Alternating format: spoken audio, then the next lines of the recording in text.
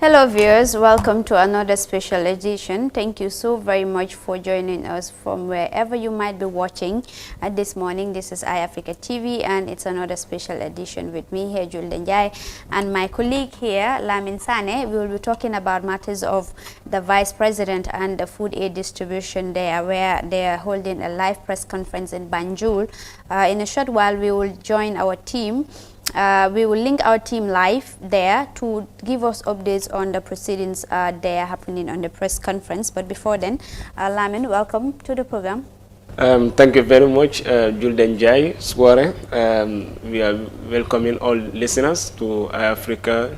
As you rightly said, we'll be linking the special team of Africa that is on the ground at Banjul to witness the press conference where the Vice President will be, there with the press to discuss on the issue of the distribution of certain food materials that, that came through this COVID-19 issue to the Gambia. So in a moment, as you rightly said, we'll be linking them to discuss more on that.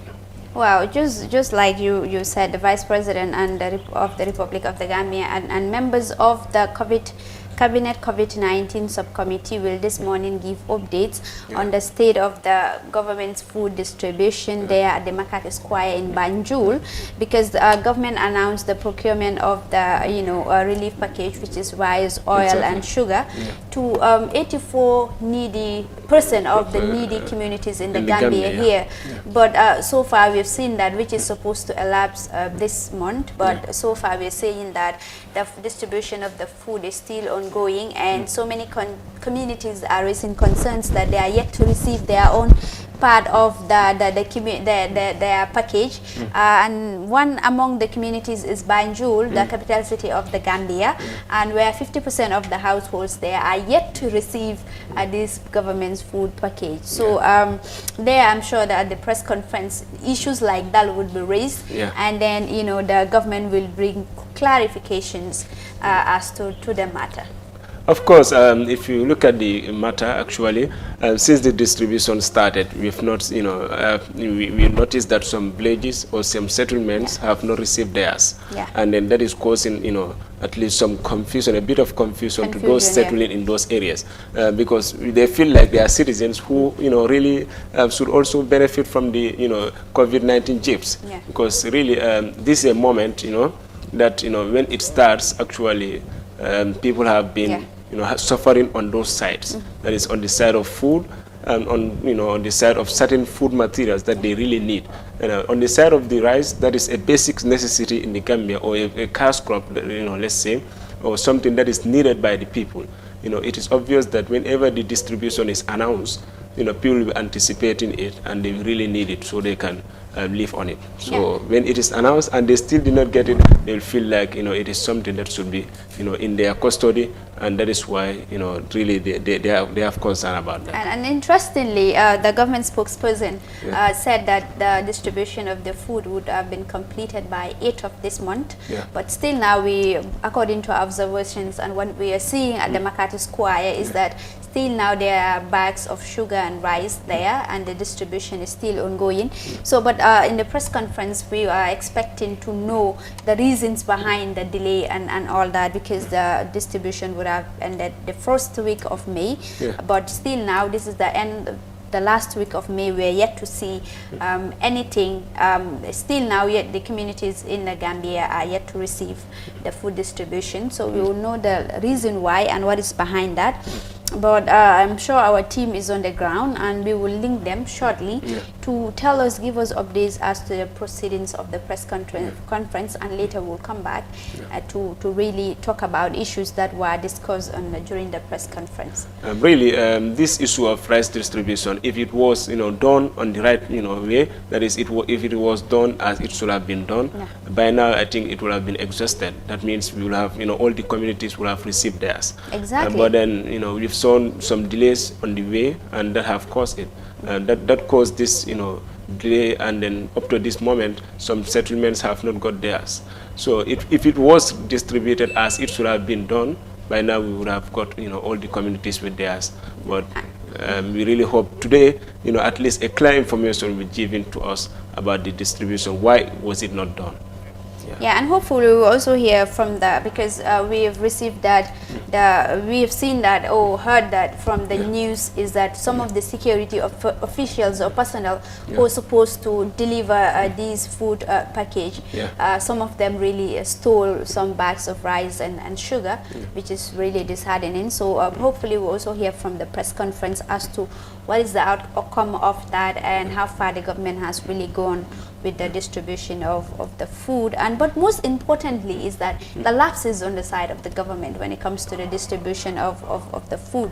So all these things, hopefully we will hear it today during the press conference. They will bring clarifications and the way and manner in which the distribution was done, because so many people actually are saying that the way also the distribution was done, it's kind of somewhat not very right. Right. Yeah, that is factual, because if you look at it, I will start from where and the way, the packages have been packed in different localities. If you look at it properly, you'll see that some communities have their packages, governed by, let's say, one or two securities. That means a full package for a community is being governed by those two securities. Now, if you look at it properly, you'll find out that those securities, in order to govern those particular material that they have there, it will be very difficult for them to control all those materials without any mishap on their side. So to me, actually, what I suggest was they could have distributed the materials directly from the ports or from where it was directly to the communities, and they should be supervised. And whenever they reach there, I think the delay or the duration between the arrival of the materials and the distribution should not be much. All right, interesting. Seems like our team is live on the ground. Ibrahim Prespa, we will link him live right now to tell us what is really happening on the ground. Press, we understand that the press conference it's late. It's supposed to start at 10:30, but apparently it is some minutes to 11. What is the cause for the delay?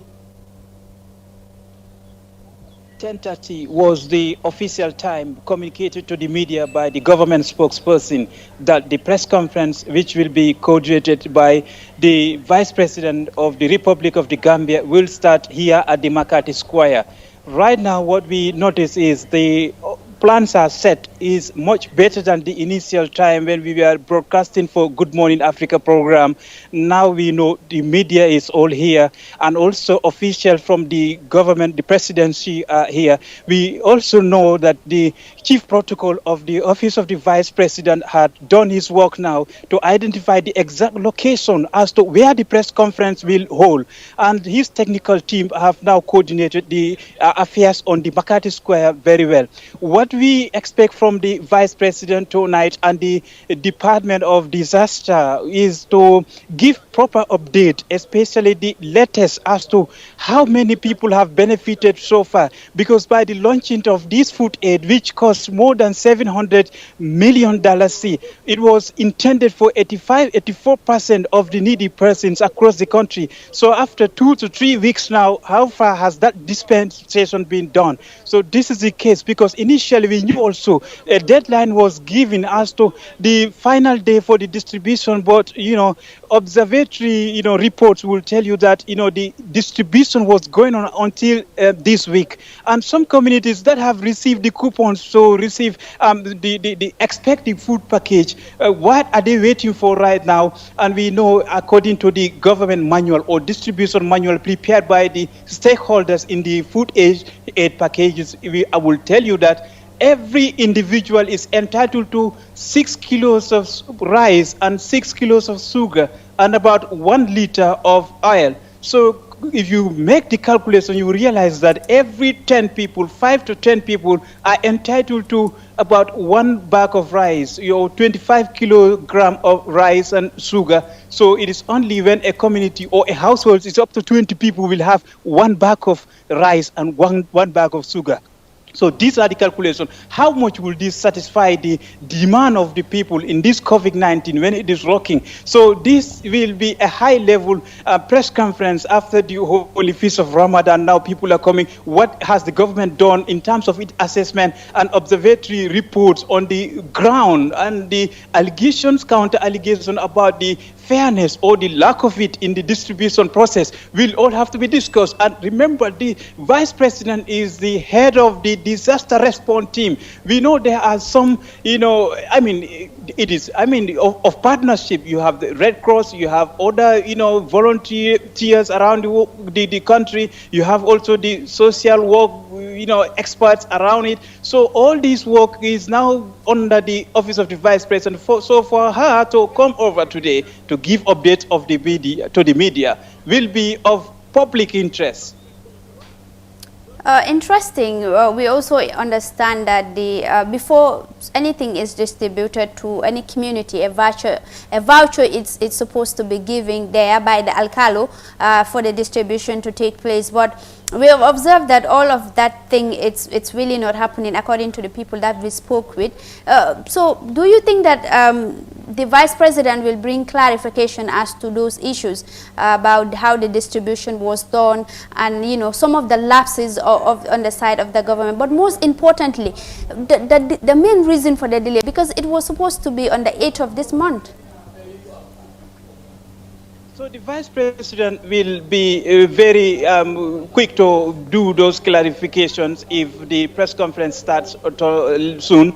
That the distribution process is, consultative. You have, experts and stakeholders from across the country. All those who are concerned, field workers and technocrats are involved to do the distribution. So now reports should have now be coming to the presidency, should be coming to the vice president's office, because we know even the director of disaster management agency is now here, and he has been almost coordinating all the time on the ground to see to it that all those who should be taking part, especially from the labor aspect of it, from the distribution aspect, and even the calculation or the technical work are on their job. So this week, the presidency announced a very key appointment as far as COVID-19 response is concerned. That is the Secretary General of the Gambia Red Cross Society has been appointed to be the overall coordinator of all the response mechanism in the distribution of these kinds of packages. So it means that the government is also coming step by step. That is noticeably happening. So these are all issues that the vice president and her partners in this distribution will have to tell the media today. Very well, Ibrahim Presba. So how soon are we expecting the press conference to kickstart? So right now, I think all are clear that the press conference is going to happen, because if you just look in the background, so the media is well represented here. You see the cameras, you see the gentlemen and ladies from the media are here. So it is all now up to the office of the vice president and the disaster management agency to start speaking, and we will feature the voice projections. So are you hopeful that all the questions and queries that are on the pipeline, because it seems like the vice president and her team has a lot of questions to answer this morning regarding the distribution of the food aid package, and of course involving the army, also some of the security officials who were distributing this food aid package, and they were engaging in stealing and other activities. Think the vice president will give clarification as to those issues, because still now we understand that those people are really, they will be dealt with according to what they said, but the outcome of that it's yet to be known. Absolutely. It is a press conference, not even a press briefing. So the government spokesperson made it clear on his statement to invite the media that all media houses in the country are invited to the Makati Square to hear from the authorities already. So meaning that even if it is going to be like one media house for a question, the organizers should be very patient for that, despite the fact that the sun is already hot and it is on an open ground, as you can see. But the point is, this is a disaster, that the country is trying to respond. So it is only when the presidency and the offices, those in authority, listen to the question, because the media have now been interacting with a lot of people, and there are a lot of allegations and counter allegations. So the right authorities to set this record straight are those who are coming to speak to the media shortly. So we anticipate that there will be patience, because after all, the whole work and those talking and for and against the issue are all doing it with respect to national interests. And this is the services that people have in different ways to help their country. So as far as the call is for concerted effort to get rid of COVID-19. So it will be like a conversation. So authorities like the vice presidents are very familiar with the media. They know the kind of questions that they should expect. So calling the media means that they are open and they should be ready. So if there is a situation where questions are not entertained, then it was better not announced. Very well, Mr. Pam. You've said a lot. When it comes to the issue of distribution, you've made mention that it might not be it will be inadequate for the populace there. So, what do you think the government is going to do in order to tackle that particular situation? I think today it will be very important for us to raise that particular question so we can know what is their stand on that. Are they going to give additional food stuff to people so they can live on? So the National Assembly of the Gambia, during the debate to ratify the state of emergency that elapsed sometime last week, the concern from the National Assembly was the fact that, people cannot live in a state of public emergency without, alternative measures, without relief packages, knowing that, it means, the markets are locked down, especially in the rural areas, the provinces. So also there are restrictive measures as to the timing for the normal markets to open and close, meaning that there are a lot of people losing their income. So the concern across the country through the National Assembly members was the fact that government should now wake up and do something for people to achieve the 45-day state of public emergency. Now that is elapsed, today is 1 week after the President of the Republic declared a 25-day state of emergency, which is an extension of the previous 45. So it is expected now from different corners that after the next extension, there should also be an extension of food relief. You see, so it only makes sense. So 21 days. So the current extension as of last Friday, according to the President, like I said, 25, it was 21 days. So meaning that there should also, or it is anticipated that there could be extension of food relief. And that package would be a surprise, but the officials that are coming to speak to us shortly will likely say something about that. I think that is very interesting. We'll wait to hear the side of the government on this particular issue. This is interesting, actually. Julde, you've already heard what Press Bass said on the issue, and that is when it comes to the distribution. As he rightly mentioned, that the National Assembly once spoke about this, that the government needs alternative measures to at least cope the situation, because the state of emergency really is not a period that is a pleasure to all.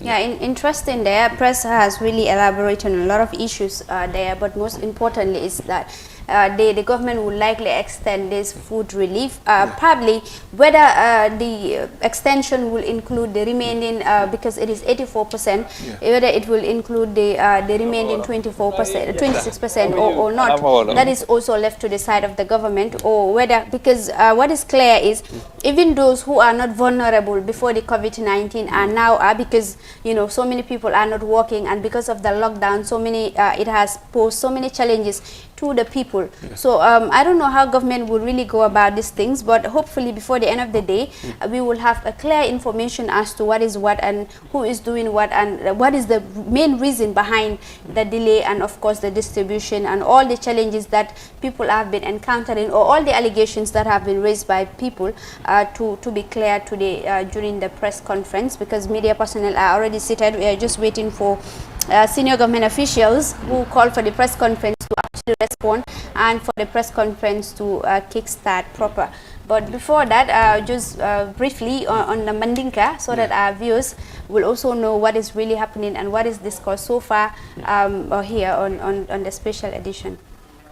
Mbaɗigol ngal bismillah Africa komba foka nyaming angale countom mbijanne pour ka kacha ke kula mimba den press conference la bi nin ko kacha nin kibar talal milal ko nyin tembe ba banjul saate ñun to pour ka si ka kacha ke nin vice president mimba Gambia banko kanyang min keda Aissatou Touré o kamala Africa fanana ñun tembe na Abdoulaye Mendy bijele min abala nye kula press conference na mo min ba kacha ni manu talati ani domor kato min yalan ko nata man sakunda la fannañin tumo min ngaje ko covid-19 min keta kurawnyinti wala keta fenti min keta sababoti fo Gambia banko mol ñin temben be fambuta kan kula min badden ato state of emergency ñina o kamal nga Abdoulaye Mendy soto ñin temben online pour que kuma nya kula min badden Abdoulaye be bismillah la ay africa ñin temben no programme to min soto tumo min atol fol bidden min yalan ko ñin temben badden ate ñin food distribution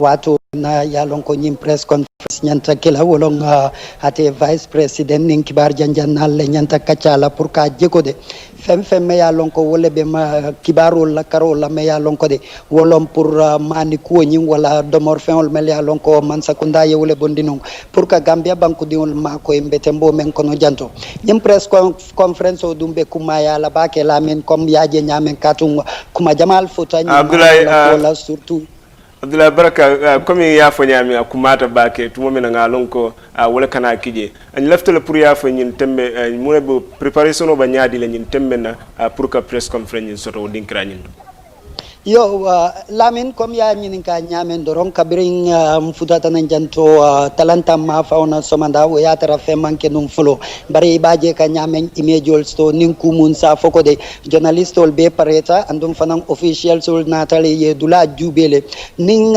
sa fono doron wolo ñinte ko jannin wati dantan doron ñim press conference so be datila la inshallah parce que commento nga fole nun ko anyanta fulo la half past 10 na bari nga jele ko talang tanning killing Felentia Sitale men expect kandoro wolong any moment from now at a vice president obe futala janne pour ngaje ko press conference o nyi dati ni press conference nyi ngaje ka kumala bake tumo minna banku sate jamal banko kanjang imang sotoro kela manol la miliyalon ko ba dending atanyin state of emergency nyina nyin temben ite miralo to yamina muna ba kala ko nyin to tumo minna kumba abakumala bake pour mo salon muna keda dalilot miya sabu nyin temben sate jamal mila manol soto miliyalon ko nyanta kaddi anin domor kote on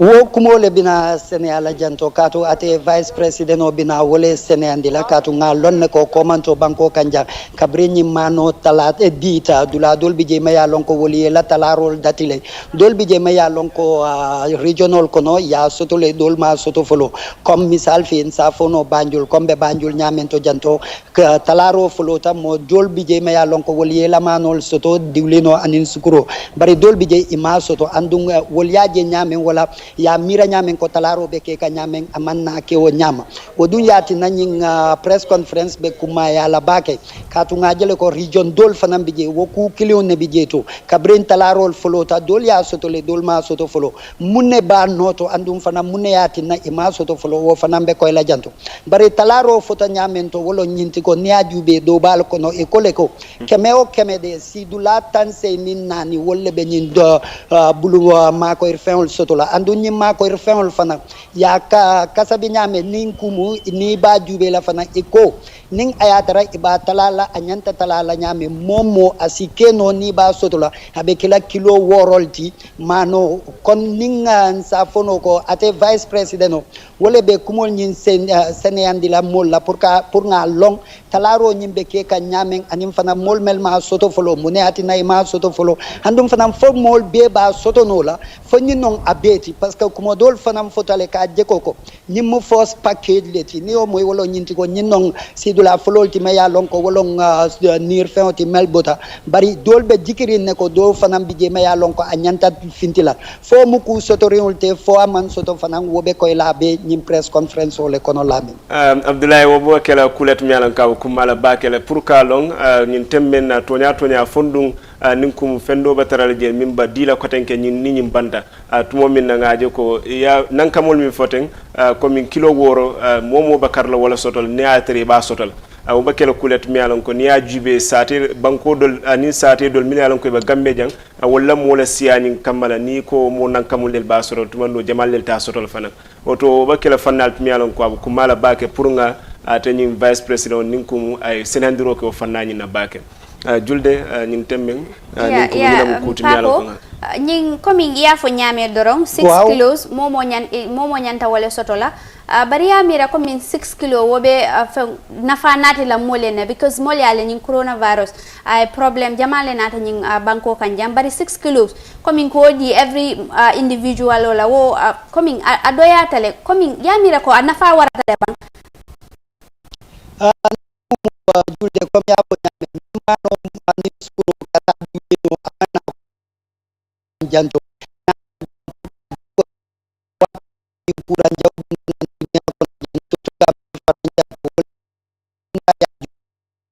soto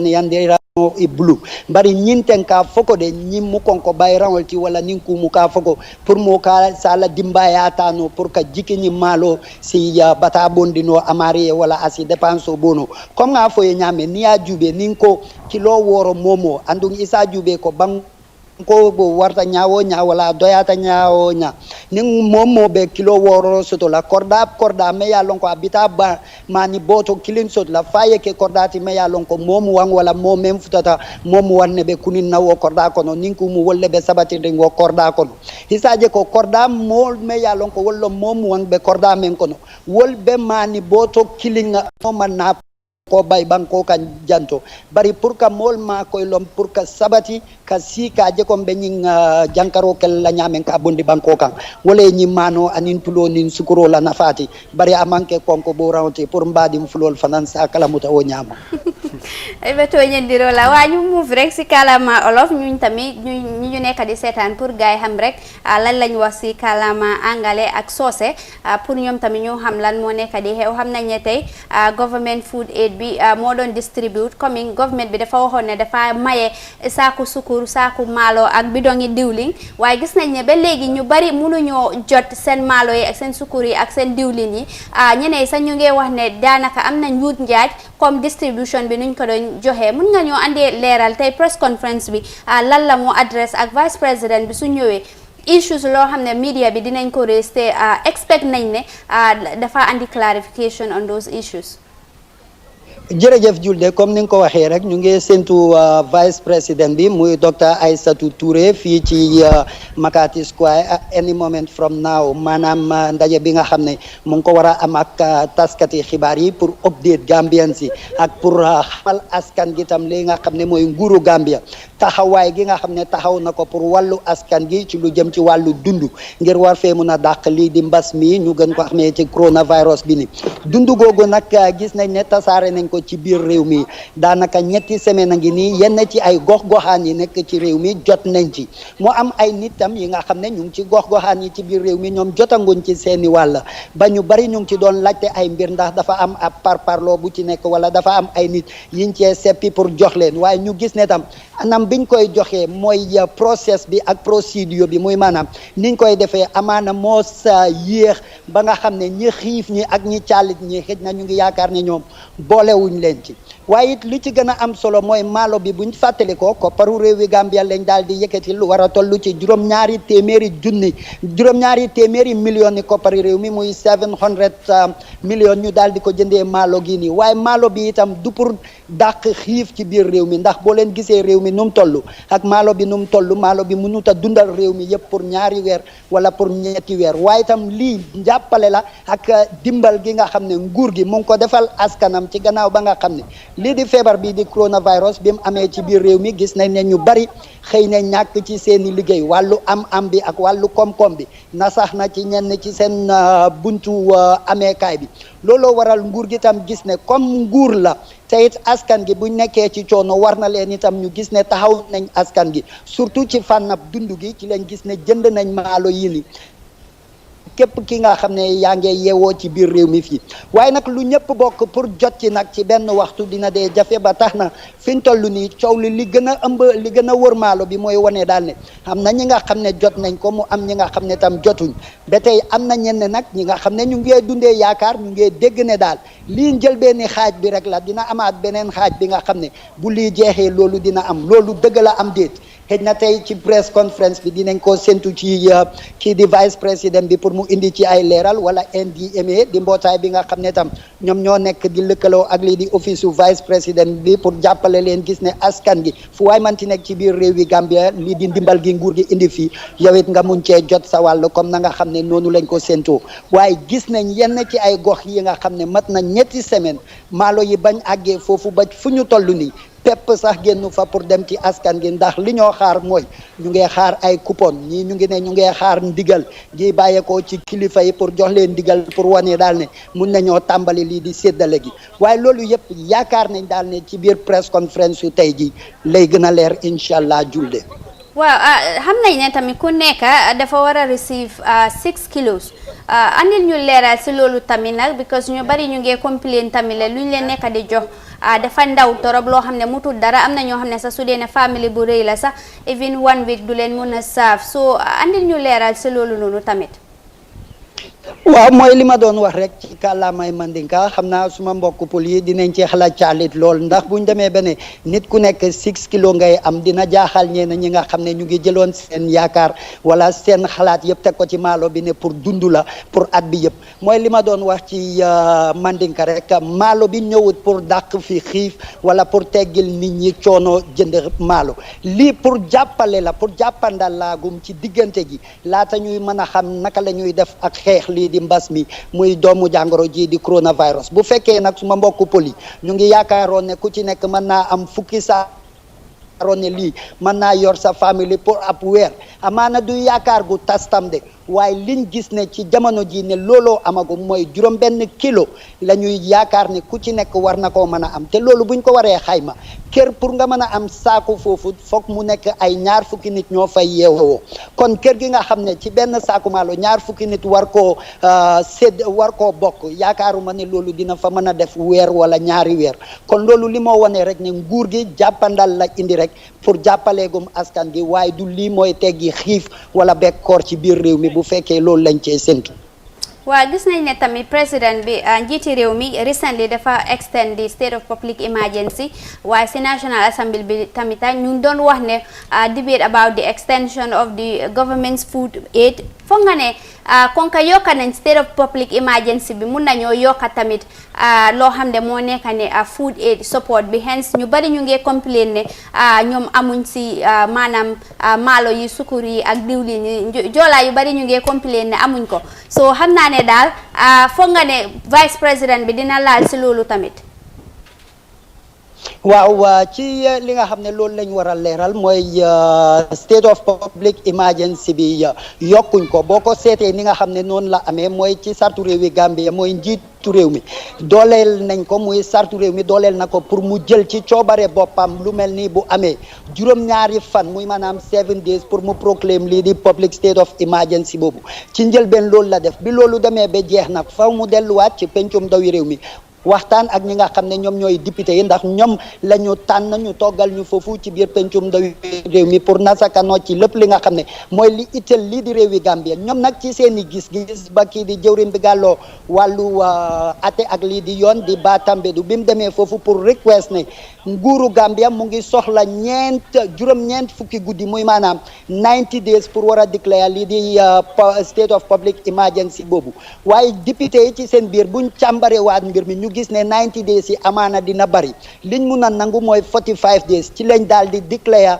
45 days yooyu mooy njëlbeenu xaaj gi 45 days yooyu buñ fàttali ko ci week bi ñu passé nii jeexoon na ba ministre bi ci boppam delluwaat ci parlement bi pour sàkku jiwaat yeneen 45 days bi mu fa àggee nag gis-gis wuute na ci mbir mi foofu ndax député yi ñenn ci ñoom nee nañ 45 days yu njëkk yi ana ban njëriñ bu positif la ci nguur gi def pour xeex coronavirus bi ni ba mu war a jar pour ñu joxaat leen yeneen 45 days loolu tam ñu gis ne tam wuute gis-gis jooju tax na ba ñu ajee mbir mi nag pour jëwrin bi dellu si waat ndax dañuy soppi pour ñaar fukki fan ak benn wala déet ci lañ gis ba mu amee ab diir kii di njiiti réew mi di président Barrow daal di sukkandiku tam ci lii di lu ko sartu réew mi dooleel pour mu war a mun a proclaim an other 21 days yi nga xam ne yii fresh la bokkut ak 45 days yooyu kon pour wane daal ne 45 days yooyu lu pencum ndawi réew mi àndaloon ak nguur gi la dooleel leen ko pour ñu mën koo déclare waaye fi mu nekk nii njiitu réew mi di président Adama Barrow moo jël la nga xam ne lii di sartu réew mi doole gim ko dooleel pour mu mën cee sukkandiku pour déclare lii di public state of emergency boobu pour ñaar fukki fan ak benn kon nag ñaar fukki fan ak benn yooyu am na lu bari liñ cee njort wala liñ cee séntu mooy la nga xam ne nguur gi sàgganee na ko wala boog sax defu ko woon pour gis ne xeex na lii di coronavirus bi ñu ngi koy séntu ne dina ko fi def muy maanaam pour enact ba pare ñu enforce yenn ci regulations ak laws yi nga xam ne yooyu moo nekk di guide lii di public state of emergency proclamation bi njiiti réew mi déclare noonu waaye illaa bu loolu amutee day mel ni daal li nga xam ne foofu lañ jógee mooy 45 days yu njëkk yi ñeena gis nañ ne loolu waste la wala achieve wuñ ci li nga xam ne looloo tax ñu déclare ko amaa kon ci loolu la ñuy delluwaat waaye illaa bu fekkee ne nguur gi taxaw temm pour gis ne ñaar fan ak benn fan yiñ jël nii dinañ ko taxaw pour war a mun a make sure ne enforce nañ to la leetal lépp li nga xam ne loi la ak régulation waaye lu jëm ci yokk dundu gi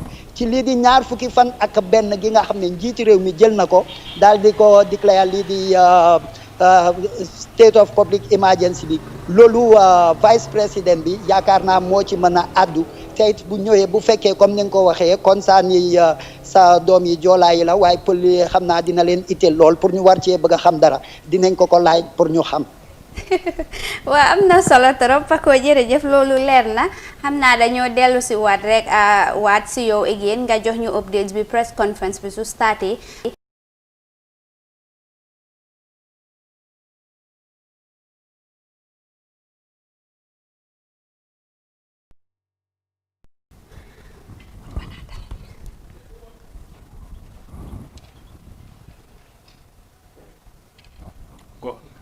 Okay, Paco jërëjëf rek xam naa ne daal later on we will link you again pour nga wax ñu si kàllaamaay olof ak Mandinka soose moo nekk ne what is happening at the press conference ak vice president bi ak teamam bi lan lañ andi si leeral foofu noonu si Makati Square in Banjul waaye for now thank you so much for your time.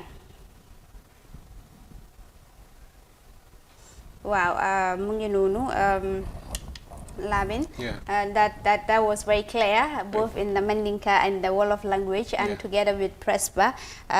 Today they are expecting a lot of questions. The Vice Presidency is expecting a lot of questions, and hopefully, those questions will be answered. We are just hoping that these key questions will be answered, like the delay. Why is it that the distribution was not done accordingly, and why is it that other communities received it and others did not receive it? So all these things are very important that really people really need to know, and of the food package. And then it was made clear that each individual is to receive 6 kilos, which 6 kilos of rice, sugar, and then the that of the oil. But really, whether it is sufficient for Gambians, that is also left for people to really judge, because it will take. Only a huge compound will have a bag of sugar or a bag of rice, but the rest who are nuclear family, they will not really have enough to feed themselves. And we all know that the COVID-19 has created enormous challenges in the lives of the people due to the restrictions and the lockdown. But our team, they are still alive at the Makati Square. We will get back to them shortly to tell us more about the happenings at the press conference and some of the questions and the clarifications raised. In a short while, the Vice President is they're still waiting. Media personnel are there since 10 a.m., but they are waiting for the Vice President to come so that the press conference can kickstart proper. But before that, let us just talk about the distribution and the panel, the members who are constituted to really make sure that this distribution is really done effectively? These are pertinent issues you've raised, Julde, and then I think these are pertinent issues that we've already asked our, panelists, Yeah. and then, on the ground. These are issues which are really, cause for concern, and they really need to be, dealt with whenever the press conference starts, because these are issues that are governing the distribution of the material, the food material that the Gambians have been yearning for some time. It has been made clear there actually, these are not, material that have, arrived here to conquer, food self-sufficiency and so on, or to make sure it is effected. But these are one of the strategies that have been implemented to make sure at least Gambians, have something, to live on during the COVID-19 period, especially during the state of emergency, which has been announced, for 3 times now. So I think these materials are going to be very relevant, and then we really need the authorities responsible for it to tell us more about it. We've already had issues with them. There was a delay, in the distribution, and then the proposed quantity of, material given to the families, and so is also something that we really need to consider and then, look into. Because if you look at the kilogram that is being distributed, and the percentage, number of people who are liable to get it in a particular community. These are issues which are not, overwhelming according to many. Because we've seen actually, let's say for a family of an extended, quality, they will not be able to get, at least a sufficient quantity that will suffice them for a particular period. So these are issues which are really, cause for concern, and the press conference, it's really important to talk to us about all those materials. All right, let's talk about also the distribution and the registration team, because it is important for people to know who are really involved in this distribution and the registration team, because they said one representative from the National Disaster Management Agency, one representative from the Community Development, and of course the Gambia Red Cross Society. We also have one health worker who will be part of this team, which is very important, a police officer and 2 store keepers of the community. So all these things, all these people are involved in the distribution and the registration process of the team. So that is really important to note, so that when, if you are holding someone accountable, you really need to know who to hold accountable. So all these mentioned names, and their portfolios, all these areas that have been mentioned, these are, important areas that really need to be part of this, particular distribution. Sure. Because when it comes to the distribution, many things can come up. We need the NDMA guys, that is the National Drug Management Agency, to be part of it. They need to scrutinize and then know the type of materials being issued. And we need the police. Yeah, they are really important when it comes to it. They have to be there in case of accountability, to make sure things are done properly, and then to make sure things are done in a peaceful, atmosphere, amicably. Actually, things have to be done in that way. So when it comes to the other areas too, we really need them there. As you rightly mentioned, after everything, accountability will come up. So if that comes up, these are people who can, really answer, and then, for them being part of it is very important, because that will, at least save us from having havoc and so on during the process. Yeah. So their involvement in it is very important. We need them so we can, really have a peaceful distribution, and a distribution that will not have any mishap at the end. So I think it is very important. It's very important there, but it's also important to remind our viewers that this is the special edition on iAfrica TV, coming to you live from our studios in Banjul, and we are talking about the government's food package there, which a press conference is supposed to kickstart shortly, but the vice president is still there. Still, the media personnel are there on the ground, but they're still waiting on the vice president to, so that the press conference can kickstart. But before then, the total stock required, let us just take our viewers to that, so that they know the total amount of each, so that they also know they are in line with what is really happening this morning. Because for the rice, bag of rice, you have 229,845 that is required. For the bags, total gallons of oil is 147,494. So that is required. That is the total stock required for each. For each. Yeah, for each. That means, these are the materials, required for at least a particular settlement that have been chosen to be, distributed the materials. Yeah, exactly. like for rice, the total number for money that is needed to purchase these bags of rice, sugar, and other stuff. And the sugar is 229,845. So the total is up to 7 million. That is the amount, which is more than $7 million, which is the money that is used to purchase these items. So it's very important. That's a huge amount of money. I mean, 7 invested million. in it, and still it is not sufficient. We're 2 million people, right? Really. So it's 700 million. Yeah. Actually. That's a huge amount of money. It's 700 million actually. So it's a huge amount of money, and really. that population, we're just 2 million. Population-wise, if you look at it, you tally it with the population, you feel like this amount is too much, And then, with this amount, I think, the quantity of rice that should be bought with it should be much. It should be too much for at least, let's say half of the country also. I know it cannot suffice the whole country. No. Because, the population is about 2 million. Not up to 2 million, but still the number of rice that we can get from this 700 million, as you mentioned, is going to be at least huge, but not sufficient for those number of population, number of people we have in the country, actually. So it's really a huge amount of money, but it is not going to be sufficient. I can assure you that, actually.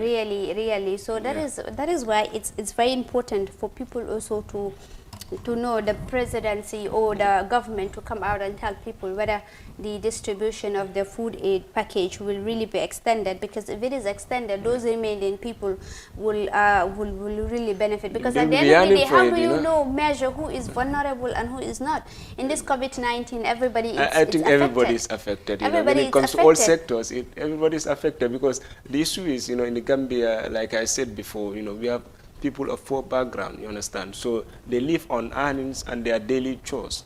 So if you deprive them from doing so, obviously they'll find it difficult to, to have ends meet at the end. So these are some of the areas that the populace are suffering from.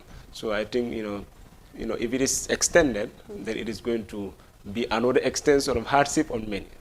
Yeah. So the distribution should be done as soon as possible. So, those people who are yearning for it, like, Abdullah Mendy said, some of the fullers and so.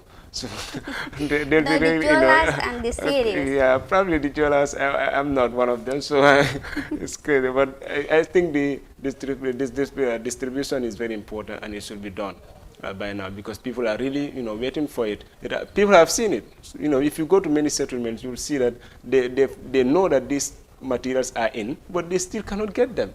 So this is something else, this causes confusion, and then it makes people to be yearning for it. It cannot be. So really, it is something that should be done by now. So, but we wait to know what the Vice President is going to say about it. But it is going to be done now or not, that will be left to him, to how to, tell us. Okay, that is the Vice President. So she's, right there, to speak to us about the, distribution that the government, wants to do about the, the rice distribution. That is the distribution that was in. It was undone. Actually, it has been, going round, but then it has some halt at the, end. And then we want to know whether the government is up to start it again. So in any moment from now, we are still on the ground to, speak to our colleagues on the ground about this particular issue, that is the distribution that is about to be press conference on. Well, interesting. It looks like the Vice President has finally arrived. Exactly. After a long wait. Hopefully, we will, in a short while, they will kickstart the press conference, and then people will know what is what, and then clarifications and questions will be raised, and then most importantly, they will tell us the reason for the delay and why is it that some communities have it and others do not have it. It is important to know that only 84% of the the population will have the benefit from this food aid. But really, they said vulnerable people, but who is vulnerable? Who is not vulnerable? And who is not vulnerable at this during this pandemic? It's really something that is very difficult to measure. Exactly. But hopefully they will bring us the answers to those questions, because really people really need to know here. And the capital city of Banjul, just like I said initially, which is the capital of the country and where the food even program started. Exactly. You know, the food, the package, the rice and the oil and others are there at the Makati Square in Banjul. Those people, 50% of those households are not yet to benefit. Only 50% benefited. So what are other communities expecting if the capital city of Banjul is having those problems with regards to the food distribution? But shortly we will hear from the Vice President to really tell us more about these issues. This is iAfrica TV. We are live here. And then in Banjul, in Makati Square, where the food aid distribution of the government will be done. As you can see, that is the government spokesperson, Ibrahim Mahdi Sankare. He will be opening the press conference, and in a moment we will, you know, hear from them. So, that is it. I think the moment that we have been waiting for is about to, you know, it's looming large actually, and this is a moment that, you know, we really need, you know, because we have many questions at hand that we really want to, you know, deliver to the Vice President, so we can know about this, you know, whole issue, because it is an issue that, you know, really need to be known now. All right, we will head straight to Banjul, where the press conference is taking place, and let's take a listen. We are delighted to converge once again here on Makati Square to give you an update on the situation of the food aid distribution throughout the Gambia. If you remember, at the end of April, President Adama Barrow here before us all and told us that his government was involved in an unprecedented, massive scale of food aid distribution across the Gambia. Many people doubted the possibility of 700 billion Gambians across this country. Today, with a member of what they call the COVID Viral Pandemic Committee, there is a committee from the cabinet that deals exclusively with this situation, the pandemic and the food aid distribution and all related matters. But this is why we are here. So the Vice President and her team, with members from the National Disaster Management Agency under the stewardship of Sana Dahaba and his experts, would also at some point, maybe if necessary, based on the questioning, come here and then give you details of what actually you want to know. Also in this press conference, the Minister for Women's Affairs, Honorable Fatou Kinte, will also tell you a massive government plan that was not part of the food aid, that actually came later. The Gambia government has decided also to invest millions in helping women and other farmers who deal with horticultural products. I'm not going to dwell onto the details of those things. Madam Kinde, at some point after the Vice President finishes, will also come and tell you the situation about that program. We welcome you to Makati, and I indulge you all to exercise maximum propriety and decorum in the way we deal with this questioning, one question at a time, and later on you can come up with a follow-up. Thank you so much and welcome. Thank you. Madam.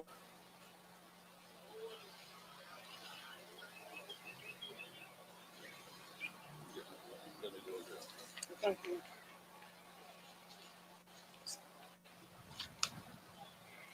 Cabinet colleagues, permanent secretaries and deputy permanent secretaries, the director of NDMA, directors here present, senior civil servants here present, security personnel, the press, ladies and gentlemen.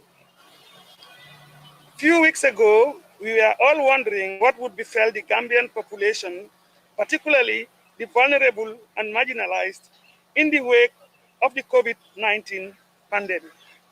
Worldwide, the public emergency regulations restricting social and economic activities have ushered in a situation of desperation and anxiety among the general public, whose survival was threatened by simmering food insecurity due largely to dependence on imported food items. The Gambia has witnessed a serious step to nationhood as the COVID-19 crept in with the associated dangers of consuming the most active population and bringing all economic activities to a standstill. Today, we are gathered here to express our gratitude to His Excellency, the President, Mr. Adama Barrow, for providing the enabling environment that led to the successful conclusion of one of the biggest food distribution exercises Gambia has ever witnessed and conducted in response to the food insecurity challenges of the pandemic. As the chairperson of the Cabinet COVID subcommittee, I am indeed delighted to give a remark at the closure of this noble cause that has brought joy to many households in the country in response to the COVID pandemic. In times of uncertainties and emergencies, welfare states provide social assistance to its people through various means. The bailout strategies, although temporary in most cases, introduced to tackle the most pressing needs of the population. The Gambia government and partners in this regard have seen the COVID social response as a national priority at this material time when there is a global economic crisis threatening the livelihoods of the global population. This current situation, if left unchecked, could further deepen the already poverty and food insecurity situation of the country. We thank His Excellency, President Barrow, for making the right decision to support his population in these difficult times. As we move through the ravages of COVID-19, more remains to be desired for. The human cost of the food crisis in times of emergencies could be enormous. With the COVID pandemic blowing the embers of despair, surging unemployment and joblessness could expose thousands of families in the Gambia to threats of poverty and hunger. At all times, food and nutritional security are the foundations of a decent life, a sound education, and means of achieving the national development goals. In anticipation of the short-term impact of the COVID pandemic, the government of the Gambia responded with the greatest ever food assistance operation that targeted almost 84% of the urban population and 100% of the rural population. These are short-term social protection measures which are unprecedented and impactful. However, such measures most often are not sustainable as the cost of if persistent, could seriously affect the drivers of economic growth. As we have learned lessons from the exercise, it is time to ensure that we have the means to feed ourselves and most especially to safeguard the vulnerable. We must ensure safety nets for those who cannot afford food and support the small businesses during this critical time of desperation. We must transform our agricultural development process, markets, and how food is distributed. We must do so based on a thorough understanding of the issues. That is one of the surest means of eradicating extreme poverty and human and fulfilling our development aspirations as a sovereign state. Distinguished ladies and gentlemen, to find closer term solutions to our food insecurity, we need predictable increases in funding to develop sustainable food systems that can withstand shocks such as an economic crisis or disease pandemics that cause economic paralysis. The government of the Gambia is therefore determined to ensure a coordinated approach to food security issues, in particular at all levels. Today, I am certain that the food distribution exercise in most parts of the country have either been completed or is nearing completion, while others have started. I must say that we should not be complacent, as the number of COVID-19 cases is on the increase in the Gambia. It is alive and could spread like a wildfire. Therefore, I call on all on sundry to exercise social distancing and also assist the security forces in enforcing the public emergency regulations, including all other best practices to protect our lives. Let us be our own policemen and women in reporting any suspected case of COVID-19 and mitigate any potentials that could further spread the virus. I therefore call on all to engage in sensitization to spread the mantra on COVID-19 prevention. In conclusion, I must register on behalf of His Excellency, the President, our profound gratitude and appreciation to all the foot soldiers who stood by us in getting the much-needed food aid to both rural and downtrodden. Our special thanks go to all men and women in uniform who have spent helpless, sleepless nights in providing security at McCarthy Square. For this, to those security officers who also accompanied the vehicles for distribution of food items, we thank all of you for your patriotism. Your role at these critical moments of our history is gigantic and exemplary. Our appreciation goes to those patrolling the national borders and those frontliners providing essential services at the COVID treatment and quarantine centers. To the Ministry of Health also for the great efforts that are being done. Sleepless nights, running after the sick, trying to trace and quarantine. My cabinet colleagues have played a wonderful role in getting the pieces together for the successful implementation of the COVID-19 program. They deserve a big thumb up for the efforts in providing policy and strategic guidance and direction. At this juncture, I am pleased to introduce to you the National COVID-19 Response Coordinator, Mr. Alassane Senghor, whose role will be to facilitate the implementation of the COVID-19 program in terms of health as well as humanitarian dimensions of COVID response, working closely with the NDMA, whose mandate is to respond to disaster matters in the Gambia. I must commend the regional governors and the area councillors, area council functionaries who tirelessly provided data and the wherewithal for the successful distribution of food items at the regional level. To the chiefs and alcalolos for engaging and taking leadership in the food distribution, leaving no one behind in their communities. Our thanks go to the NDMA. Mr. Samasana Dahaba, I want to take this opportunity to say thank you very much for the exemplary leadership you have shown in driving this difficult process as we move forward to achieve this day today. And the SPD staff for providing the technical framework for guiding the distribution process to ensure accountability and transparency. I applaud the private sector and the business fraternity for answering to our call when their services were much needed, more especially to the women entrepreneurs who were able to provide supplies of food items in real time despite the challenges. I also recognize and appreciate the efforts of the youth for providing loading and offloading food items, as well as the various transporters for transporting the food across the country, accompanied by the security forces. I implore the media to support the cause as the disease is poised to threaten our existence as a civilization. And therefore, we need more visibility. We need to engage constructively. We need to do more sensitization during the media, as social distancing is a principle in protecting. So you have a very big role to play.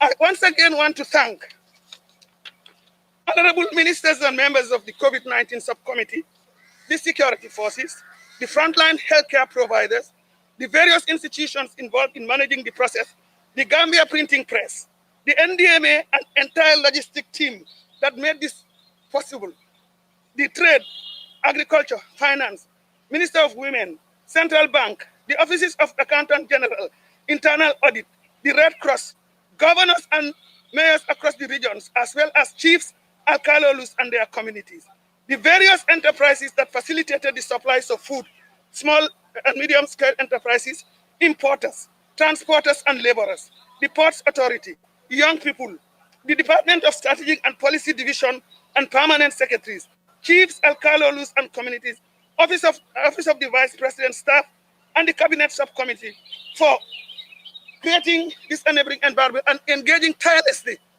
to ensure that we reach this level. With special thanks to His Excellency, President Barrow, for responding generously and responsibly to the COVID-19 pandemic and took up his duty with bold steps to move this country forward. I thank you all, and may Allah bless the Gambia, and may we be protected from COVID. Thank you very much.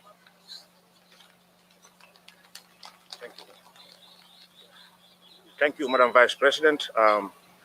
Just before we begin the press conference, I would ask Mr. Al-Hassan Senghor to come forward. The Gambia, Al-Hassan Senghor. The Gambia government, in recognition of the seriousness of the pandemic, has decided to appoint at the highest level COVID-19 coordinator. He's the national coordinator of the COVID program. I'm sure he's a familiar face. Most of you who work with the Red Cross. He's been Secretary General of the Red Cross many years ago. He went international, he came back and served again until recently. So, Mr. Senghor, welcome. In the coming days and weeks, you will be seeing him more in the press conferences and other government programs.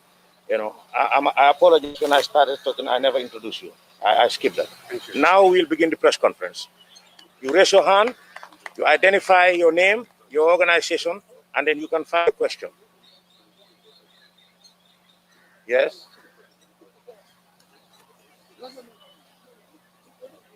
My name is Ibrahim Abba at the iAfrica TV.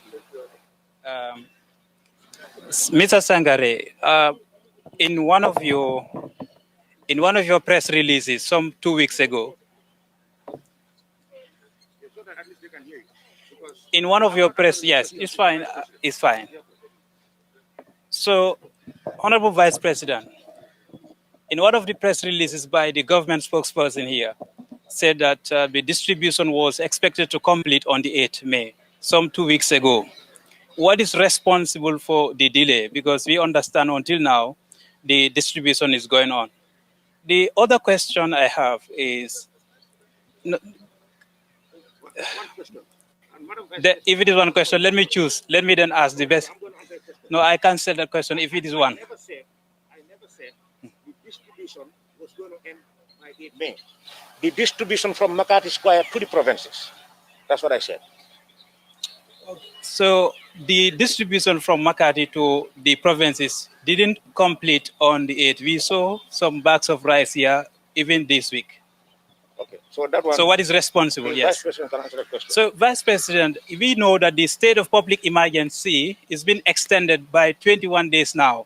And the initial food package that was given by the government was to take care of the initial state of public emergency. Is the government coming up with a additional package to cover the additional dates? Thank you. That's a very good question. First and foremost is to tell you that this supplies that has taken place in the Gambia is first of its type and one of the greatest efforts that have been made by any existing president in the country. And it involved a lot of logistics. 84% of the population is a very large percentage. And as a result, the logistics that was involved, what we expected and what it came to be are completely different. But I am sure by now, you should be proud enough to see that with all the work that has been going on, today we are here to witness it. We must expect challenges. And these challenges are what we have been addressing. Distribution has reached almost all the regions. They are being distributed to the distribution points. And what is happening now, those that were supplied in other areas in excess are being moved to other. These are normal logistical issues that do occur, and it is expected. So I think right now, there is nowhere in the region they will tell you that the food is not there.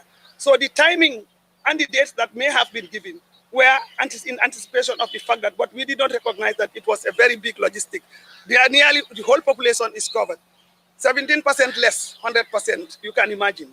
So I think this is almost a great achievement. Then when you talk about the state of emergency, I guess people have to understand that the state of emergency is not about politics. It's about development politics.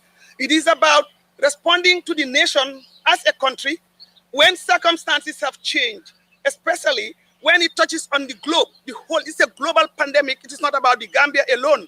It is not about the sub-region alone. It is about the whole world. And therefore, it is an emergency for everybody. And it is a disease that nobody can tell you when we are going to cure it. Even the scientists have confessed and explained to us that they have not gotten vaccines to cure it yet. And therefore, the emergency situation is really serious. And as a result, we need to agree as a nation, not as political parties, but as a nation where all Gambians who are being the responsibility or the mantle of leadership in our various walks of life to engage constructively, see the Gambia, move the Gambia, and support His Excellency President Barrow, who is the President of the Republic of the Gambia, mandated by you, the people, to take responsibility under an emergency. And it is a democratic state, a state that is coming out of a difficult situation where we want to respect procedures. And that was the procedure that was taken by His Excellency the President, following the rule of law, following the proper governance structures to ensure that the National Assembly play its role and responsibility in supporting the nation and him to be able to respond to the Gambians, irrespective of who they are, where they are, and what is their political, religious, or orientation. What is important is the interest of the Gambia. This is a disease that leaves no one behind. It is something that is of great concern to the whole world, and everybody is making efforts, working with your National Assembly members to make sure that the best interest of the population is taken. And that was why it was necessary to have this emergency declaration in making sure that we respond to the pandemic initially. Now that initial situation, everybody was caught up by that, and we had to respond. Now that it has ended, and there is no improvement in terms of the numbers, you already know that the pandemic is increasing. If you look at the world over, there is need to extend it because that's the best practice, that's the best thing to be done. And His Excellency went out to the National Assembly in good faith and asked lawmakers to request for another extension. It has nothing to do with politics, partisan politics. It has to do with the Gambia. It has to do with the population. It has to do with the best interests of the country for it to happen. But it didn't. Remember, we are guided by laws and regulations. The new Gambia is all about change, and change in many ramifications to protect the democracy that His Excellency has ushered in, to move the country forward. And therefore, he went back to ask for that, and it was not given. These rules and regulations also have other rules and regulations that empowers him to make sure that he uses those powers that are invested in him by the Constitution to be able to take the best interests of the country at heart and say, yes, these are the people who were given the mantle to represent us in the National Assembly. But since there is no consensus in building these ones, let me now go and use the powers, that is the extraordinary powers that I have, to protect my nation. And that is what His Excellency did. I just want to take the opportunity to thank those National Assembly members who voted to support the extension but could not win, because this is a democracy. We go by rule of law and we go by voting. And you have all seen the pattern of voting. I don't have to tell you. But it is not about partisan politics. It's about development politics. It's about moving the country forward and protecting the nation. And the primary duty bearer is His Excellency, President Barrow. That's exactly what he did. And I believe the population should appreciate it. He's taking leadership in his hands, responsible leadership, to do that. Yes.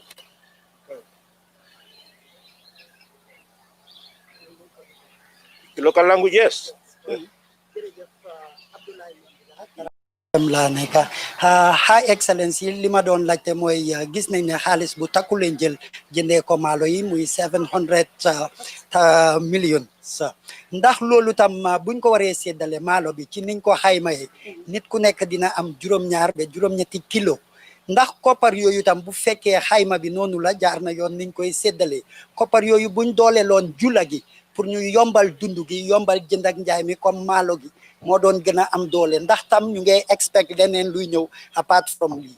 jërëjëf sa laajte boobu ànd naa solo soo ko seetloo liñ jublu kenn xamut lan la dañ nekk ci yoon gaal goo xam ne xamuñ fu ñoo teer bon nag boor bu nekk lañ ko war a dalee ñu seet ni ñoo dalalee ak ni ñoo doxalee pour doxal mbooleem loo xam ne ñuñ koo def nekkut ne président bi dafa jóg toog di ko xalaatal boppam ministre si nga xam ne ñoo taxaw ku nekk sa taxawaay fi nga war a nekk ministry of finance am fa trade am fa ak yeneen ministres yi nga xam ne ñoo ko war a advice ñoo ko xelal won ko naka lañ mun a doxalee da nga xam ne lii ñu def nii dafa tegook yoon soo ko seetloo àddina si yëpp Gambia nekkut in isolation àddina si yëpp li ñoo doxal yéen a ngi koo gis lu raw li Gambia di def waaye leena rek laa bëgg a fugaroo mooy li àddina si yëpp def Gambia dafa ñëw weesu ko parce que téeméer bu nekk juróom-ñett fukk ak ñeneen ñi ñëpp mu président bi ne dinañ leen jox sukuru dinañ leen jox maalo dinañ leen jox diw ñu dundee ko jàppandeku ñu seet yeneen yi nga xam ne ñu ngi koo doxalee mënuma sori ci li nga ma laaj ñaareel bi parce que xam naa ne am na yu bari yu ñëw minister of finance sang fi président bi itam dina am taxawaay bu moo def teewu joxoon nañ leen ne leen même jigéen ñi nga xam ne ñu ngi def seen gaadi ni ministre bi dina ko wax du ma ci sori yu bari lañ tiral foog ñu am yërmande pour suñ askan wi àddina si dafa wécceeku lu nekk dafa mit te Gambia bi soo ko seetloo ñàkk gi rëy na te bari na loolu la président Barrow gis bam ko gisee mu am ci yërmande lool mu ne dinañ def luñ mun su ko munoon tey 100% laa def pour ñëpp waaye soo ko seetloo fa doole gën a ñàkkee def na ko 100% fi nga xam ne tani wante nañ tuuti mu def ko 84% bon nag jërëjëf Barrow di jërëjëf nguur gi pour gis na ne lii xew nii safoo na ko jaaxal na ko mu ngi cee def ay jéego yoo xam ne rafet na te li moo doxal yëpp daf ko teg ci kaw sarta nekku ne dafa am lu mu def lu ko neex mu def ko dafa am ñu ko xelal ñi moo gindandekool teral ko ba nga xam ne mbooleem luñ leen wax rek ne moom lii la ñoo def bu ci yàlla àndee yàlla dina ko def ci kéemtalaay kattanam ak dimbale boppam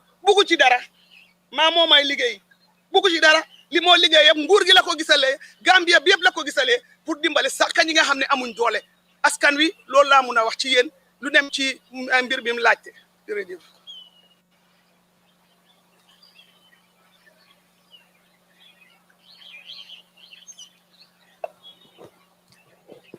Good morning, Madam Vice President. As we speak, 50% of households in Banjul are yet to receive the food relief from the government. And the people of Banjul are blaming the BBC for discrimination in the distribution of these food packages from the government.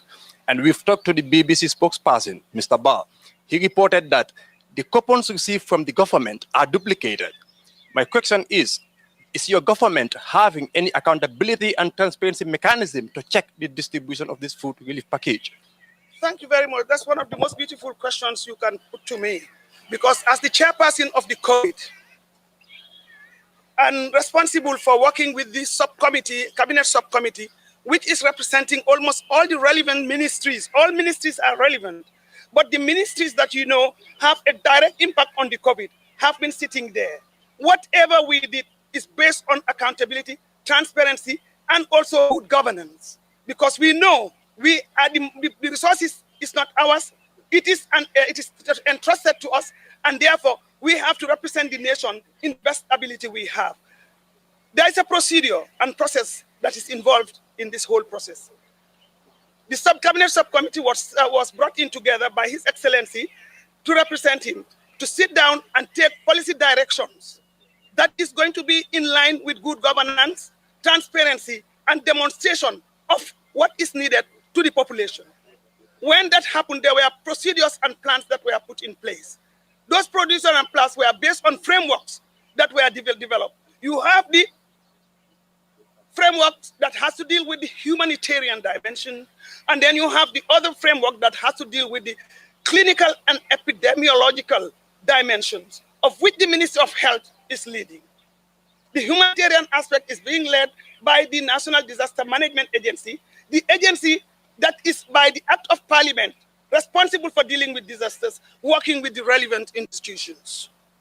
When they came together, we worked with the Department of Strategic and Policy Division, where these frameworks are developed and interpreted and presented to the technical team, including the ministers, to ensure that whatever we do resonates with the population and the matters that we are going to do. The 84% was reached based on the population information, based on formulas that were going in, and then it was possible, looking at what was available, to be able to reach 84% of the population. And to a point, we said we can reach 100% of the population. Now, how do you do that? We know that it involves money, and there is this issue of accountability. I think every Gambian here knows that this government is a democracy, a true democracy.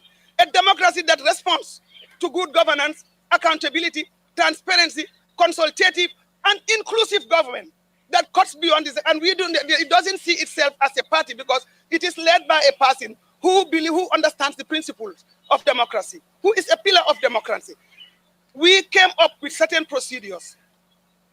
The rice that is bought, we have to report back. That 736 million or above that is spent will have to be accountable to the population, to the public. Therefore, we need to follow procedures in how we distribute the rice. Many people have been blaming us. We've been hearing a lot out there. But those things are because people don't understand. I can understand that. We have to get the coupons so that every coupon is brought in is based on data sets across the region. This is the process of accountability, that we get the data from the various regions, they come, and we have the data set, then the coupons are printed so that everybody who receives will have a coupon for which we have the second stamp in the party for accountability purposes. Yes, there are challenges. As I said, this is one of the biggest humanitarian response that has ever occurred in the Gambia. One of the most generous that has ever occurred in the Gambia. And therefore, when different actors are playing in the game, you must expect some challenges. And some of the duplications that you are hearing, these are human errors, and to err is human, but they are rectified. Everything that comes is subjected to scrutiny and verification. That is why KMC or any other region, if they talk about they have not received yet, it's because the data sets that were brought in may have been verified and they found there are some discrepancies, not blaming anybody, so that at the end of the day, there is a reconciliation, there is a verification, there is an effort to convert, to discuss over them and rectify them. And remember, it is the printing press that is supposed to do that. And we are strengthening our institutions because COVID is the time to turn the country around for the betterment. Sometimes there are certain things that occur. It is a good omen for the country to start looking at itself, strengthening itself to get out of that and be resilient in case of any other thing. And that's what we have been doing. The printing press will look, the disaster team will look, the data sets, the governors, the people involved with it will look. And if there are repetitions or if there are duplications, we said some names are double entered, we deal with them and filter them and respond. So that is a process that requires being careful and also engaging. And there were so many competing factors that was involved. We need to remember that we had to print all this information to be able to accountable for every bag of rice, every bag of sugar, every gallon of oil that is going out. That is the reason why. And after all, these are, to err is human, and these are human limitations that do occur even among scientists before they become perfect in what they are doing. So I don't think that should be a sensational news. With all the great work that the Gambia is doing, the great work that this government is doing, the great efforts that have been put in, that is going on, should surpass all those things. These are human errors, and we rectified them. But as I'm talking now, we have dealt with them, all the things, challenges that have been reported, and all the issues that people are talking. Sometimes it is a misrepresentation. It is a misrepresentation. Because if you look at it, we have highly qualified, we have highly experienced, we have specialists in their own areas who come in to make sure that we corroborate, we verify, we deal with all these things, because it's going to deal with accountability. We have other institutions who are there to also oversight, the oversight functions of the internal audit, of finance, and all the other things. We will not go without the notice. So these are things that have been right, and it's a systems approach. It is not that one ministry or NDMA alone is doing it. NDMA is dependent on other factors and different sections of the system that will make these things possible. That was why. So it's better to be delayed and get it right than to say we are rushing, and tomorrow some people will give misrepresentation of what is happening. We are concerned about accountability. We are concerned about good governance. We are concerned about respecting the freedom and liberties of the people. But also institutions must be respected to do what they are supposed to do. Then, and if it takes few minutes to delay, then I believe it's worth it.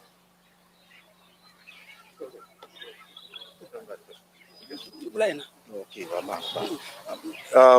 Just for further clarity on the specific data problem in Banjul, I would call on Kausu Barrow who is responsible for the data processing at the National Disaster Management Agency, to shed more light on what actually transpired in Banjul regarding the figures and the distribution. Thank you, Your Excellency. Thank you, spokesperson. With regards to the methodology that we use during this process to ensure that, as the Vice President mentioned, we want to see that accountability, transparency is applied in this process. This humanitarian response is the first of its kind in the country. It's unloaded by the Vice President. So it requires a lot of methodology that you need to apply to ensure that you get the right method for those people who should get. When we talk about this response, we know everybody is suffering in one way or the other, but our natures are different. So the target was that it's supposed to be 100%, but remember also this is resources, whether resources are available. In the rural settings, there's 100%. We come to the greater Banjul areas, whereby also we have cohort of government officials or civil servants or people whose poverty level are very, very low. And there are a lot of studies or statistics that can prove that the poverty level within the greater Banjul area is very low compared to the rural settings. Coming to Banjul, how Banjul and KMC and part of West Coast region is 50%, is that we realize that a lot of people who are working within the government sector or other organizations are actually living within this area. That has ensured that we come with an exclusion methodology. And also, how do we say that 50% are excluded in Banjul? We ask for data from all the local government authorities. We are working with the mayors. We are working with the governors. We even went further to ensure that nobody is left behind. We created a WhatsApp page where we are communicating with all the governors, the mayors, and we are also using an email link so that any information that we want for their people, let them be the authorities to ensure that those informations are being given. We arrive in Banjul, we request for the data, but already Banjul said they have, they have already started collecting their data. Okay, we asked them to send the data. These data were sent to us, and the data were in PDF. We changed the data from the PDF to Excel sheets, which has given us a long time to ensure that we clear this data. And when after clearing data, we send back the data to the Banjul. Because Banjul, the allocation for Banjul is not 100%. It is under the power of the mayor and the team to ensure that who is going to be excluded. Because in the data set from Banjul, you realize that you said accountant, you have, civil servants, you have military personnel at the Hamza Barracks, which we expect. These are the people who are also from other households. They are not actually Banjulians. So if you calculate all those, it has gone up to over 4,000 households, including Hamza Barak, the police line. We said all these military personnel, they all get theirs in their respective homes in the provinces or in the other parts of Congo. So can you kindly see those households that are not eligible and those households who are very vulnerable, can you clear them and get the percentage that is required for Banjul? Because it's not fair to give a civil servant at the magnitude of grade 11, grade 12 to receive a rise.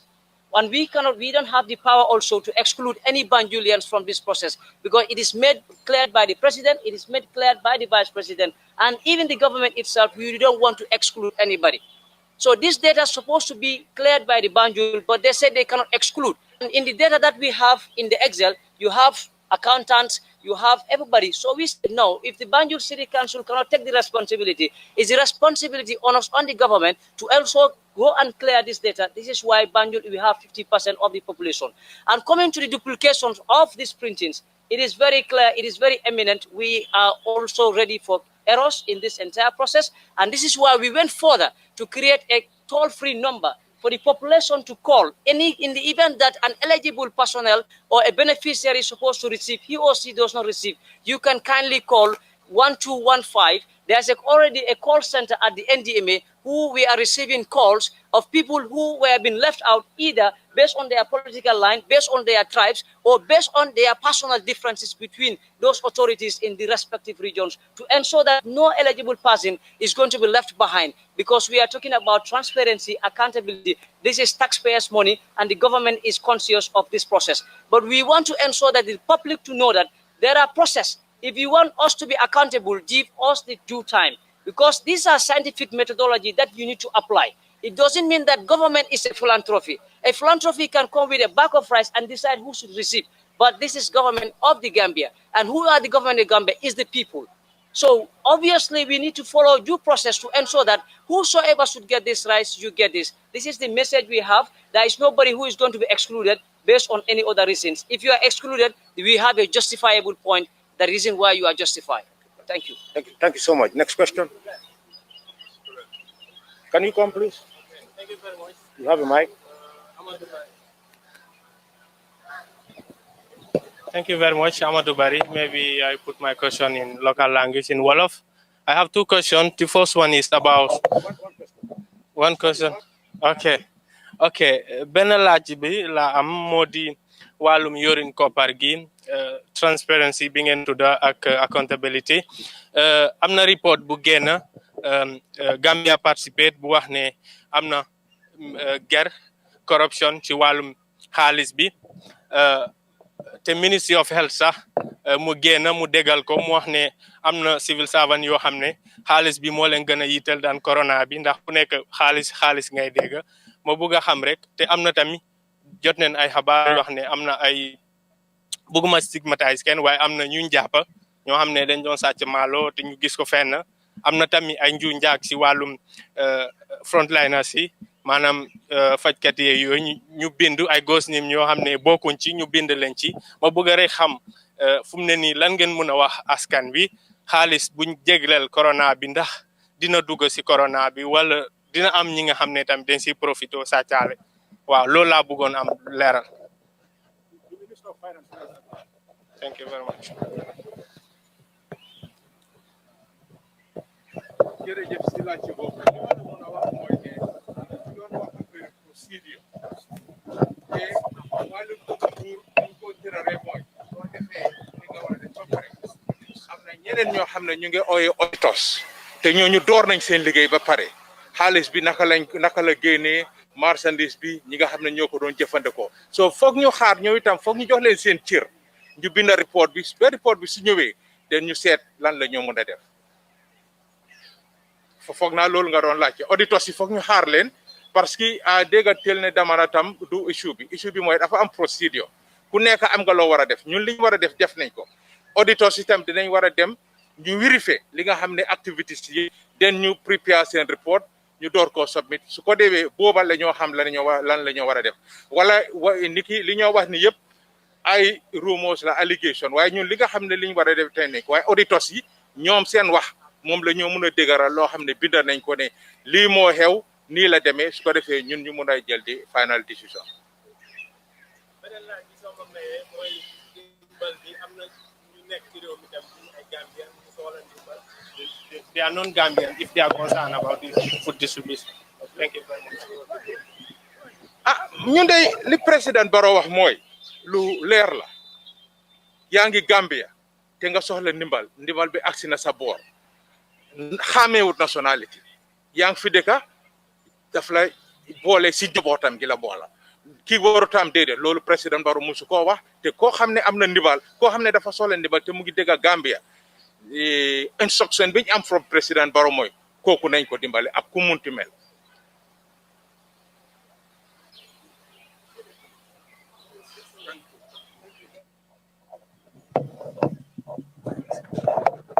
Okay, Mohamed El Boja, Mamus Media.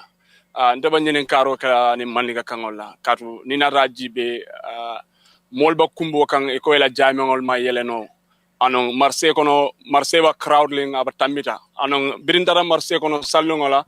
Nga nyenen karo ke birikama marse kono emi tandi mola wolem ela baluwa wan sotono mansakunda man balu dila man fendila. Anong jamengol fanang niya imamol nyenen kay kami tandi dam nyentiko.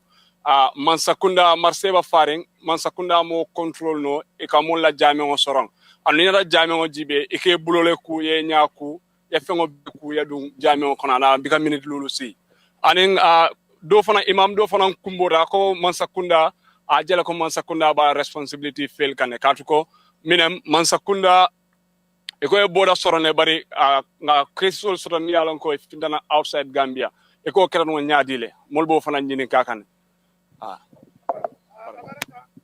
Roaming ke akumaya tabaki mbe follow la ala tola Rabbi Cindy Hellman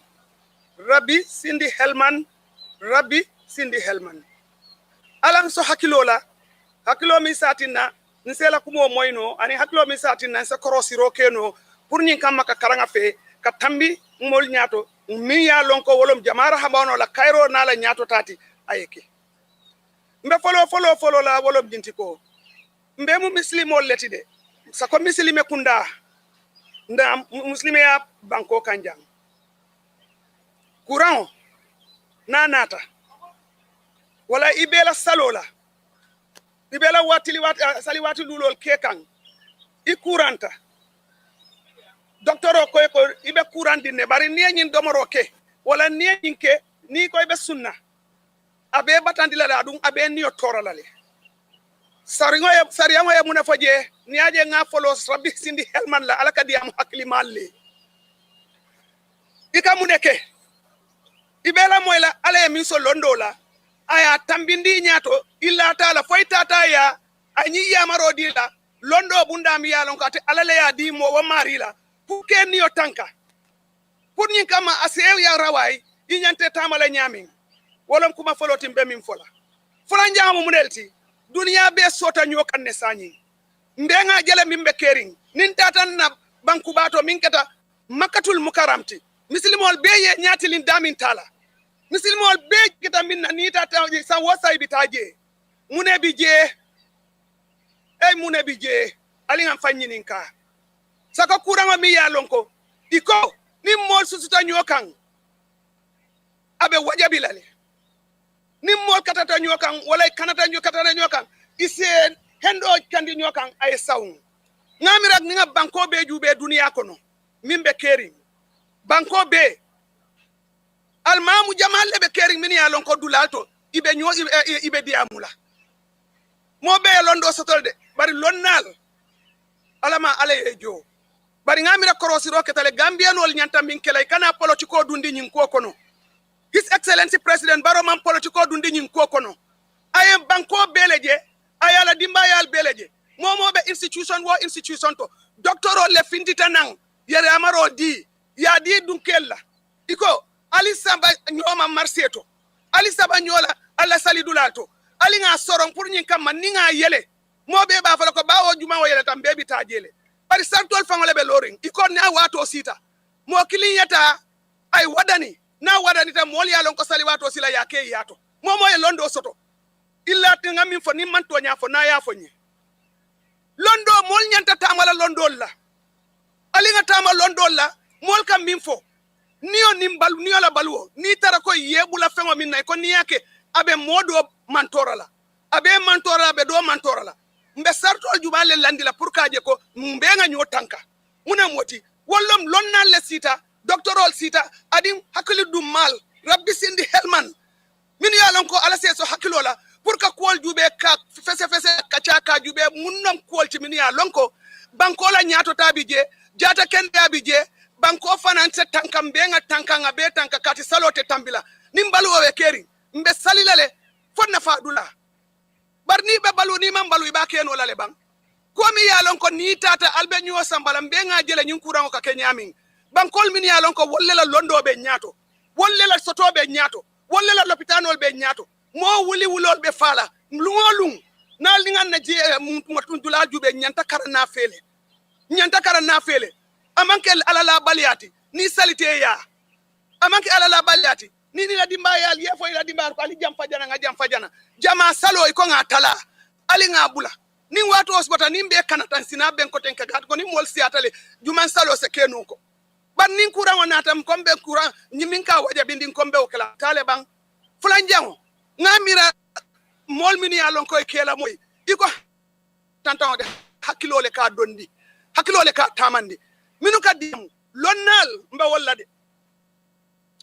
mbe wolla mini ya lonko ya karang ya tari hol karang yela moy kan suma minula mini ya lonko wolla njikite tolla alinga politiko bondi nyin ko kono alingam Gambia kanu ngam fan kanu ngalla moy kol min ya lon ko saratol be min di kanna pour ka je ko ay tama alin kana wuli don kombe ko gambe democracy kolom to nyalom bari democracy lafta tambilalde adun lafta wolla bari ani rulom ani regulation ol ni ati nangake nko police ol yeko altol fanse lokaje ko naltata ali e molje ibe kafum kafdi ali diamundi ali Michael muta wala modole Michael muta kafo mole ko ali jamfa nyoma ko ngam jele min bije woton se karanyo fe nga nyoto nga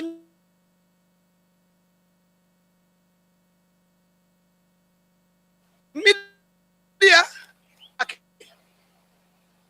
alba katakan natar ma jama kake aka fintinan min be keri njansani ngajele bolon kono kabiri nyildo kun tambila manobe janjanna sikobe janjanna kiulinobe janjanna molbe dia mola ibe kumol fola miya lonko ibe ala tentula ibe banko tentula ibe miniya kata president baro tentula katuko ala ko ni mam mo jayi tate fango jayila president baro la wanyim banko la nyaton koti molle ya tombong amanka ko aya fanne fay mol kam molle ya tombong ina democracy adun biling ala ya tombong ka sindi altol lela sembola abe ko ku ke kan akal lela ko mira mo be la freedom so don temu rights activists that ngalo ne mimbe kerin nung di media ndani media la kado ko kenu ngaminke fo fali ngokeda itol yalo ne mamina mba molle la mini yalon ko imeta kono de wolbe janne ngaminke yalon ne woto nyim fali ngo mun tolle tati nyim fali ngo manke momo tati na manke tol activist nyol mi yalon ko mbe borla mbe duna satel kono mbe nula mbe din kumol be fola hanni ko hen ngatan la yem mutakan samba woto nyim fali ngo mimbe kering aketa juma nyole aketa tolle media was the most abused institution alning ala temo mbe sungaro le kono mbe kari banne sani mbe kari kairo le kono aliya min soto sani am a living witness to it witness la munti nyin ko kono wala tin ngante city mandum poloti koto ngombe nyi mansa kunda mako la katu katele mbondi joya bundato atele kan jamfandi atele atina mimbe kerimbi abekala anene buka kenu mobe wojele woto alinga kata ngana instrument ni na tools nyol ta nganyim banko semben tu yandi mbe nyim period o min kono mbe ado barla jamano min kono ko be c'est possible je kairo kono woto alinga hakilo murundi koma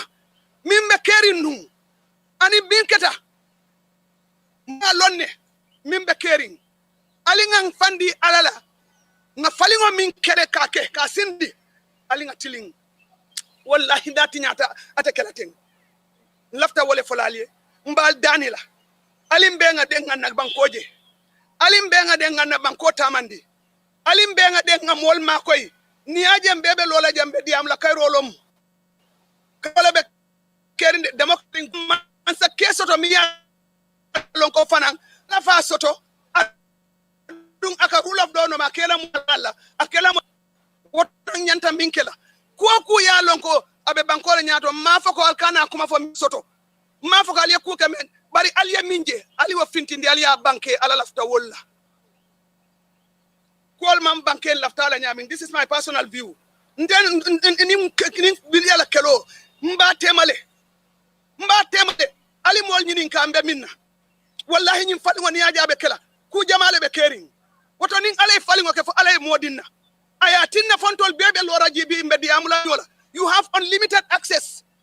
News mi ngomin diata moya fo alinga responsible journalism ta alinga responsible reporting ta alinga professionalism ke akono ni lafta pour ka ethics nyol embraid ka fo gombe. It's not about controversy, it's about issues. Gambia bota wati kolembale kono. Gambia bota wati kolembale kono. Momo niano ila domandi ngoye minno. Inyanta katalale. Ya deda ibete ya. Nati nyata mbulu mbetinyala. Pati politiko batinala fon mimu banko fangola nafati. Mimu banko fangola dokoti. Mi ya lonko mbele nyanta degla. Al momo lafta tarla dami itele ya long. Bari nanata banko le nyato tato alingake. Banko yeta. Aita nyato. Wallahi alro siro la barala manke motide ntol famale benna palingo mi ngade da ntolle ba dedala adama barola masaya kono ay bundal minu yelenye ay sembo min di molla ngade da pour ngatum mfangole anin dingole anin sama lafta jele wala. I close this. Yeah, I'm going to have the Minister for Women's Affairs, Honorable Fatou Kinte, to come and give us an update on they having regarding the fate of women vegetable gardeners and of course men also as well. Madam Kipe.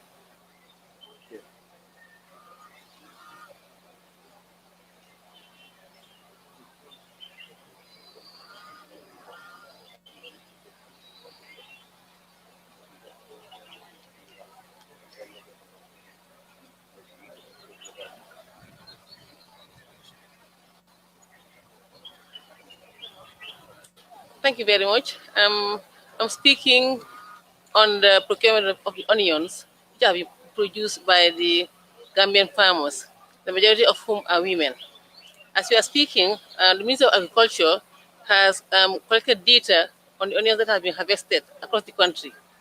And 612 metric tons of onions have been harvested. And the government of Gambia has made arrangements for the procurement of the onions to meet this week. And a businessman has been identified who is willing to buy all the onions from the women. The Ministry of Trade, my ministry, and the Ministry of Agriculture and Finance are working closely together to make sure that all the onions are procured before the end of this week.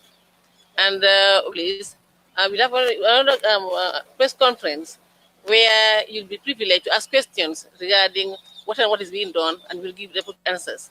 But just to let you know that the onions will be procured this week across the country. Thank you very much.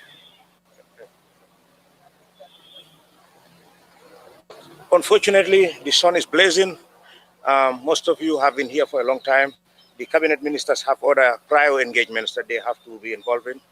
I'm going to ask the Vice President to come and finally thank you all and thank the military and the security services, the cabinet, and everybody who has participated. We also thank you very much, the press corps, for continuously doing the right job. Thank you. Madam Vice President.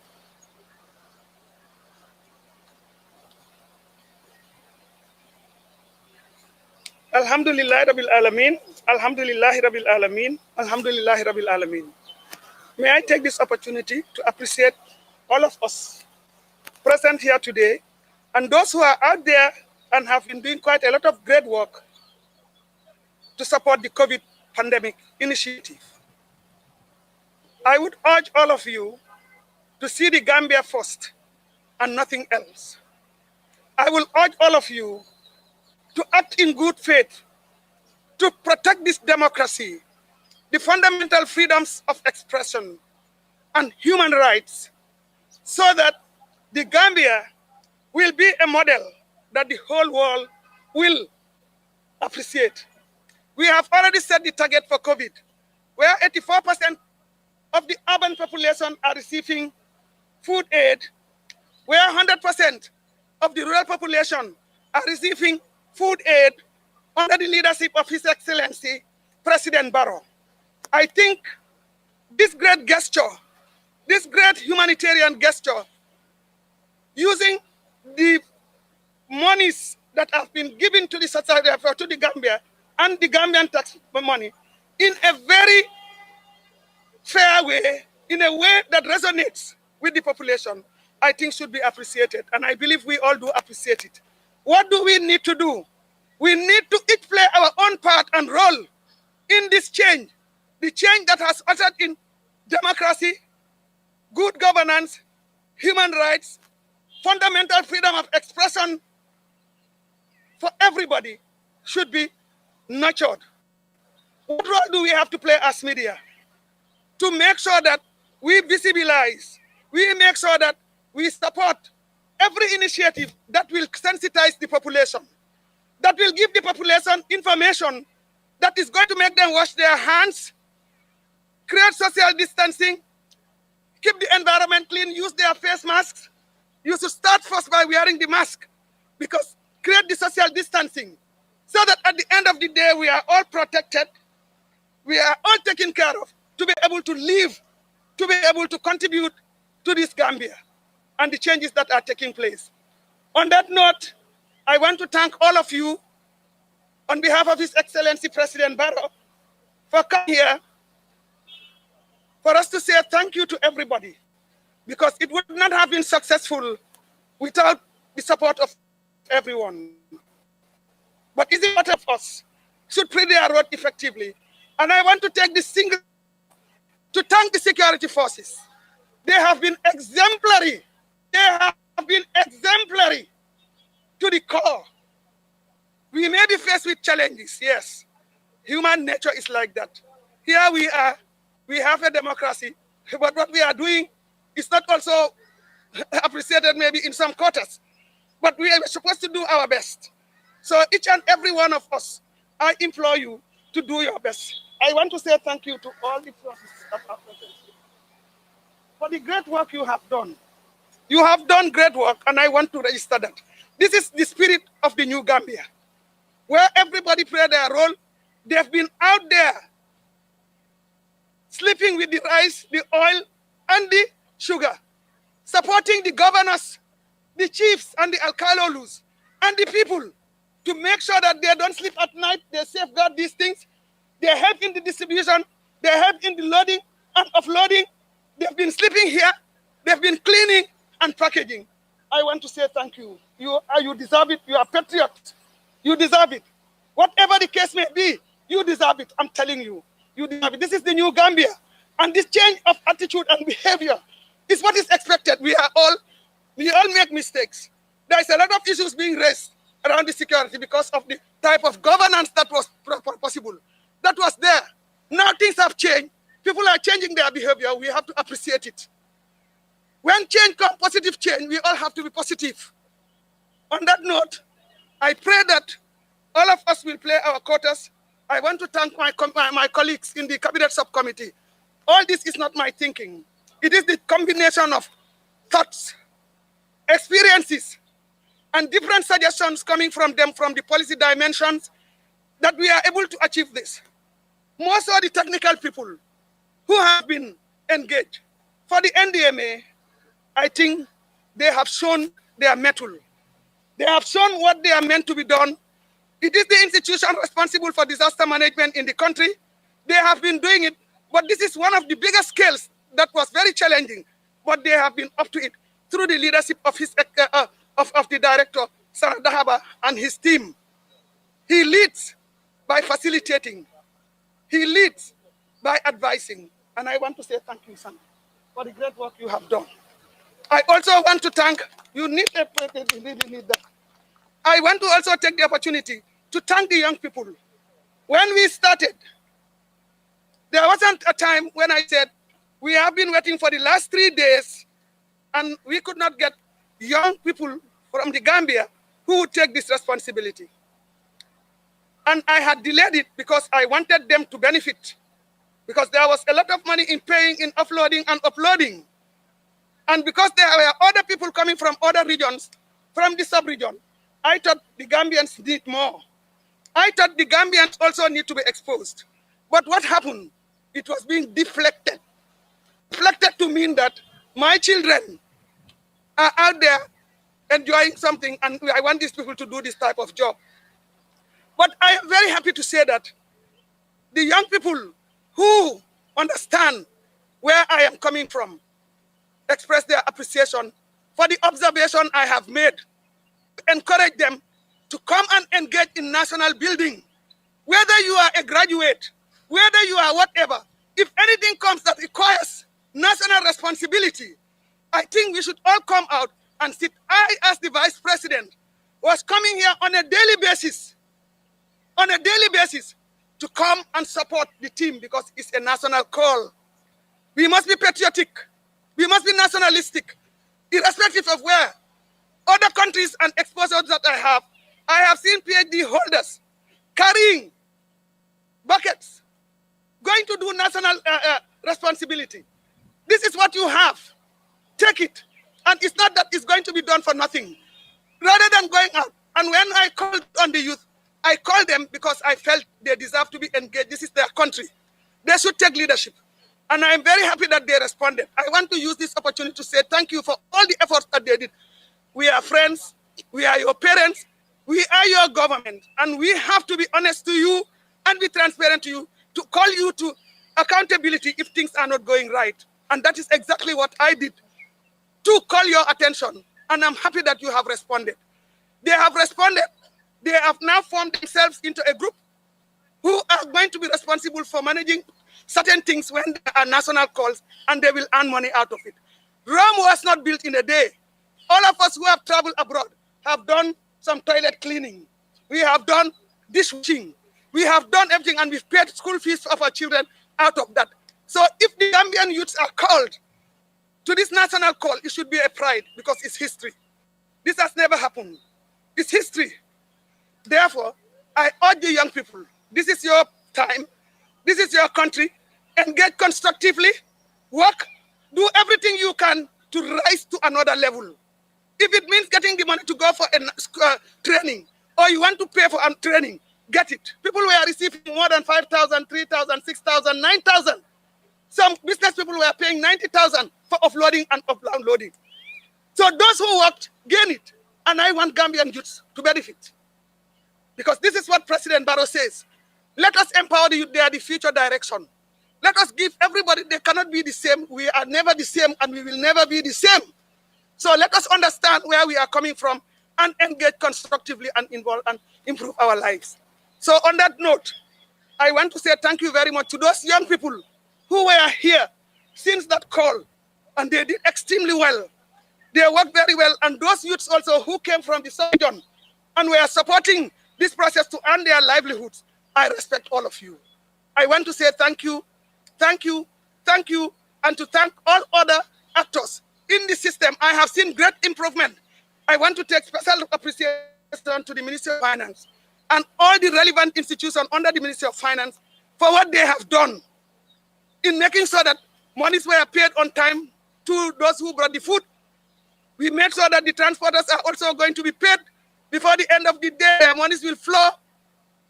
And there was no hitch in those things, but we have to follow processes, due diligence. We have to make sure that because we are going to be accountable, we have to protect that accountability and good governance to move forward. I want to say thank you. And to the media, please do the great job. You are the fourth arm of the nation. This is your change. This is your change. This is your change. I was part of you. And you can see your colleagues right in the center. What are you doing to promote this government? Not to promote them with lies. No, but project what is there. Project what is there. We have been together. You have this space today because of the efforts you have made. Let us not destroy it. Let's not create a dictator. Let us make sure that we go by the rules and responsibilities and regulations. On that note, I thank you all for being here. And I want to say thank you to His Excellency President Barrow for giving me the opportunity to be the chairperson of the COVID-19. It will continue as we move forward. And it won't be long when you hear him to come up with another address of the nation through which you could pick your clue to move forward. Thank you very much. That's the country's vice president there, Dr. Esadu Toure, and giving a lengthy speech there at the press conference, which is meant to update the media on the government food relief package. So far, the distribution and the reason for the delay, and of course other issues which are important to the people regarding the food government food package relief. Right now, we'll just link live, go back to our colleague Ibrahim Presba to give us update as to, Ibrahim, what do you think of the press conference? It seems like most of the questions weren't answered, especially questions that are raised to the country's vice president. The chairperson of the Cabinet COVID-19 response team is also the vice president of the Republic of the Gambia. As you just watch right now, she closed her speech or address with the commending or giving commendation to the security forces. So particularly the Gambia Armed Forces are the people she singled out as one of the comrades in the distribution of the COVID-19 food response. So the vice president took time to deliver on a lot of issues, and then she has managed to respond to the Banjul issue, why Banjul is receiving 50% instead of the 84% for other regions. that, you know, according to the statistician there, Kausubaru, who was responsible for the statistics, made it clear also that Banjul, you know, is a place where people, the poverty level is not that high. So to have them exempted, especially the military barracks, the police line, and civil servants who are earning salaries, were automatically excluded. These are issues that, you know, the vice presidency found, you know, I mean, important to respond to. And she made mention of the duplication of, you know, coupons. So this also, according to her, she admitted and then apologized that these were as a result of human errors. So in any, I mean, high-profile, you know, response like the one she is coordinating right now, she made it clear that it is human to err. So, you know, people, she expect the public to understand that, you know, they are also trying to do their best to make sure that, you know, Gambians receive the best from the COVID-19 food aid. So these are all concerns that, you know, that the number of questions also that were to be asked over here, you know, had to be limited. If you can see on the background, it is very hot. The heat intensity is very high, and then the ground is not prepared such that, you know, one can, you know, sit down and follow the press conference. So cabinet ministers and those in the technical team from the Office of the Vice President, plus the disaster management and partners like the Red Cross and the Ministry of Health, were all here behind the scene to, you know, witness the press conference. Interesting there, but on the extension of the government food aid, which the question you asked to the Vice President was not answered. Was this, and among other questions too, weren't answered by the country's Vice President? I mean, how does it feel knowing that this is one of the most important questions there? And of course the delay too. The spokesperson did not give enough justification for people to really know what happened to the delay and why is it that the distribution of the food aid was delayed. We ask questions after gathering concern from the public that, you know, some of the issues are happening, and it is like the extension of the state of public emergency by 21 days, you know, whether it will be catered for. But the Vice President was trying to be very careful and not to commit the government directly to say, yes, there is anything. And even the Minister of Finance and Economic Affairs, you know, had chance to address the media, but he only answered the questions with regards to the allegation of corruption or with the money that is allocated for the COVID-19. So the question, well, that's how it goes, but media can only ask, and then whether they answer it in the right way or in otherwise. So it is, they had that privilege. So the other concerns that we had prior to coming to the press conference is about the deadlines given as to the distribution. So the government spokesperson, you know, attempted to make a response that in his press conference and press release, he didn't say the distribution will complete, but it will be completed from the ground here. So we understand there was a delay even in that, because as of this week, there was still some food packages here. So you don't expect all these responses. I don't know why, but, you know, this was a high-level press conference where, you know, it should have not been a case where people would go home with doubt, but now it will be up to the media to capitalize on, you know, certain chances to conduct one-on-one and certain individual interviews, and then hope for the usual press releases from the presidency and the chairperson of the, you know, COVID response team for under the cabinet. Very well, Mr. Presba. But then you've sounded well when it comes to the distribution and then the press conference that has just completed. We've seen the Vice President actually talking to us in a very, you know, lengthy form, but then the questions that were posed to her were not tackled as expected. You know, she has already spoke about the issue of the mosques, you know, that somebody asked, you know, and then she said the government really followed some of the steps, by consulting the religious leaders and so on. What was your expectation when it comes to that question? Because really, at the moment, it is a cause for concern, and then many people in the Gambia are really yearning for this. Actually, they want the mosques to be open and so on. So what's your own take on that? And then seeing that the government of the Gambia was already decided. If you look at last Wednesday when the president, made the 5th address on the COVID-19, he reinstated all the emergency regulations, including the closure of mosque. That is part of the banning on public gathering. So, and then the timing for markets, and food commodities regulation, and that of the transport and traffic regulations. So the president reinstated all this. So it means that the government was decided. So for the vice president, just what she did was to explain some of the rationale behind it. For her, she gave the example of a medical situation where if a doctor advises someone not to keep fast or observe the month of fasting because of health reasons, so people respect that. So now she said the government of the Gambia consults experts and intellectuals, people who are specialists in their domain. So if the health authorities is saying that public gathering is not the best thing to do right now, so for her, it is up to the public to respect that, and with understanding that it is a matter of survival before worshipping God. So because even in Islam, she said they have consulted the authorities, the religious leaders, who definitely also consent to the principle or the regulation that there could be temporal, ban on public gathering in the places of worship.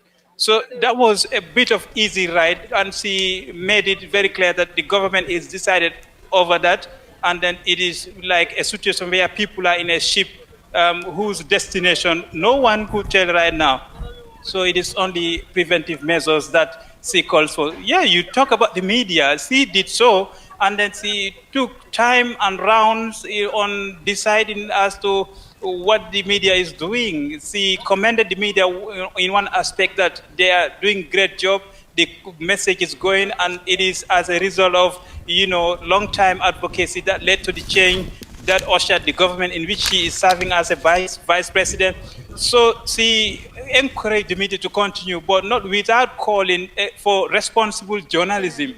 And then that journalists should also portray the good image of the government. She said that also, as far as the other side is also being portrayed. Yeah, in fact, that is a very good point. I wanted to come to that. That is the issue of the media in this case. She said, this issue is not about politics. Actually, not to politicize the whole issue. But if you look at, the sentiments from her, you'll find out that she is at least, on the side of politics at one point in this particular press conference that is just ended. Yeah, so the line broke sometime in the question, but yeah, exactly. I also want to send attention on the issue of youth. The vice president came under fire for saying that Gambian youth were not appreciative of the job opportunity the government offered, which was the need for labor to load and offload the food packages from the Makati Square to various destinations. So that was interpreted as an insult on the youth.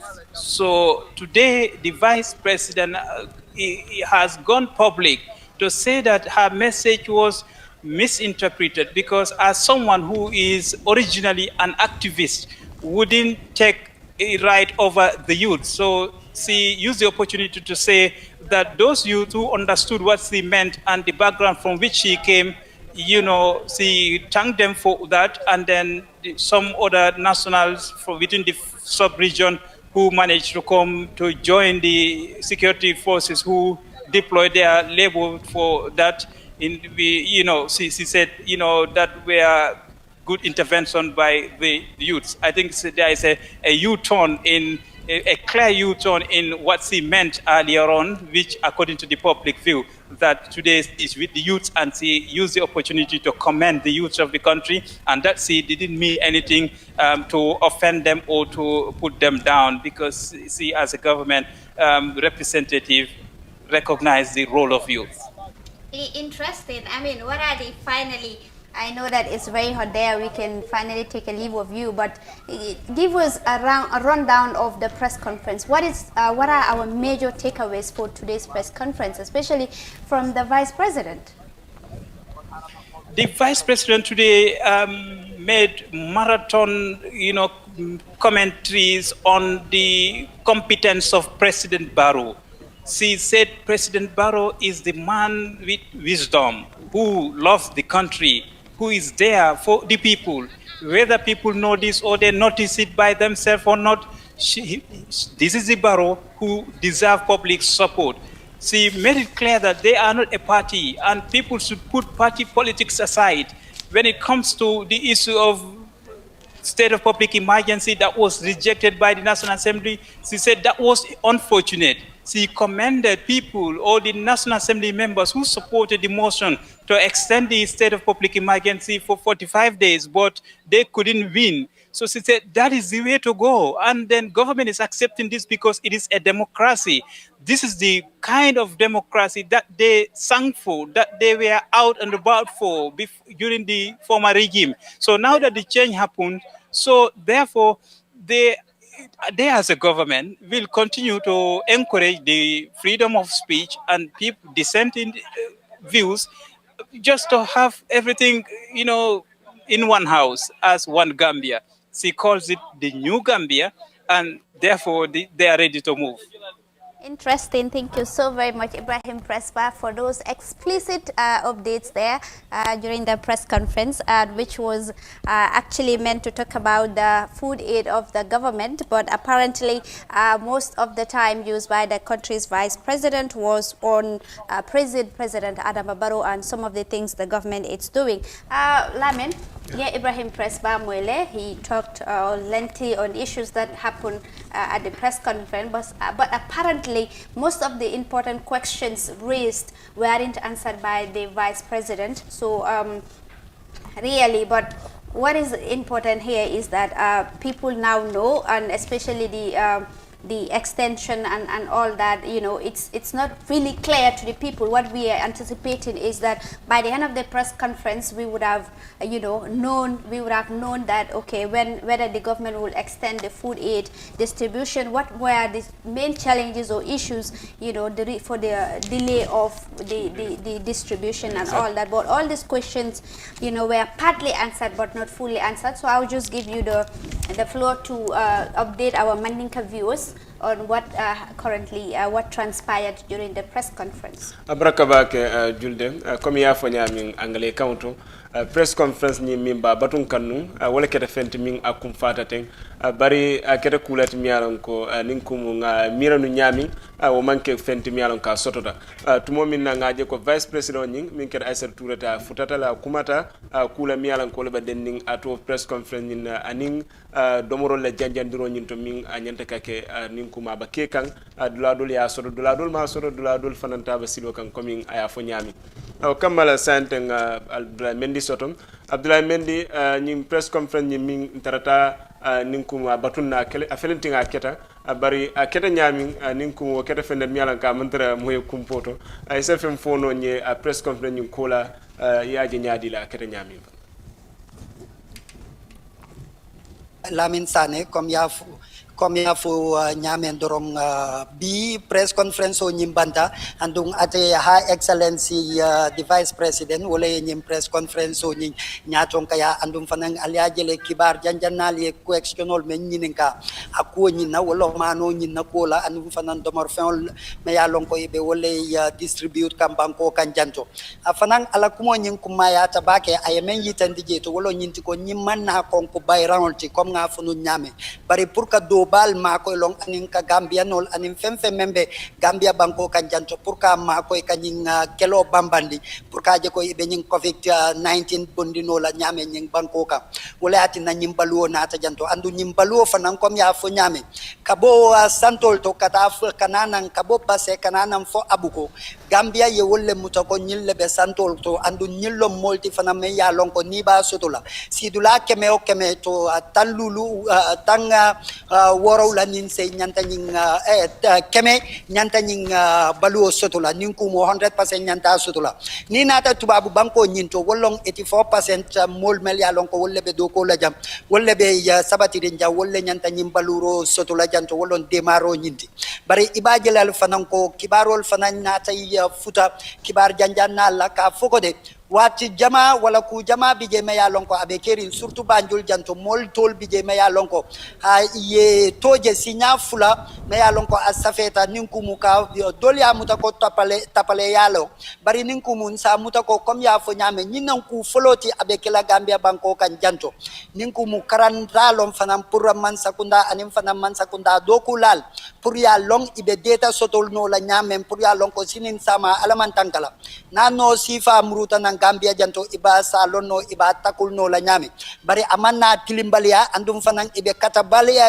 ibe katab kuol beke kam pour ka je ko yewo problème ol solve ninku mus lamin pako to senata bake bar ni ajube coming nga milanu nyaming amanke fent mialan ka ketol nyam bani ni ajube fanna jamal bi milan ko ngi haymanu sulatel pour que lonnu barol man na ke fannalt milan ko ninku vice president kuma ko ye ma bake sa fo ko ay dol nyam basle bar mul fon sulata min fon ninku kumo ne di mo minti o manke fent mialan ka ya ma tumo minna ba kuma ko nyil fo kam yo abaraka bake Musa Lamin comme ya fo nyame yalong nyimu press conference holti andunga natel wati la me yalong ko tilobe kandire njang Makati Square kibar janjanal melbe nun janto ibebe hammeri nun pour ka ku nyininka wala ka ku keso soto ate ya vice president o blue wala official blue bari wato le man molso wala pour ka je ko nyininkar ke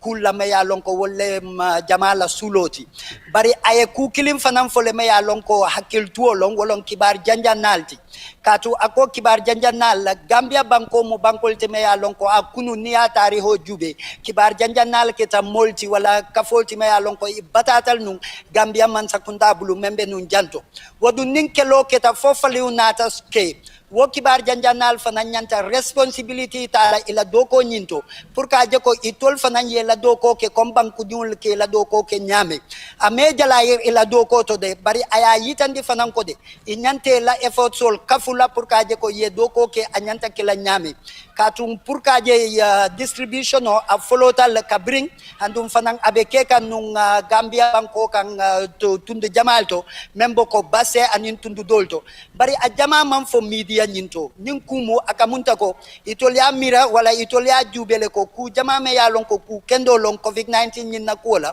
media buka wo promote bake wo fanan keta kuti me ya lon ko fanan ate vice president ye wo kumo fole bake andum fanan aya yitandiko a manke Gambia man sakunda la miroti bari ate Dr. Aissatou Touré fauna miro lon wote andum afana mu molti fanan comme aya fanya me ya lon ko a meta do ko la nin kibar janjanna la banko kan janjanna bina kila a momenti bi kon abe koku mem fula dorong abe aba fokan londole kan nin kumu comme aya lonne ko mun kibar bunna nyim fanna nyinti comme ya fa nyamin ban sa fanna do juwe mimba den politique wala fanna nyinna baring kuma kawto je foko nyin ko nyim manke fent mi yalan ko politico da bige nin ko mantara political tamandi kan bari ala kuma kawto ni a juwe nin ko kuma kaw jama bige semema bum fendet mi yalan ka fota bake president Adam Barola maral nyaato anin kato mi abake kam ya mira politico a carte nyin ko tol kabo itol fon la fanna nyinna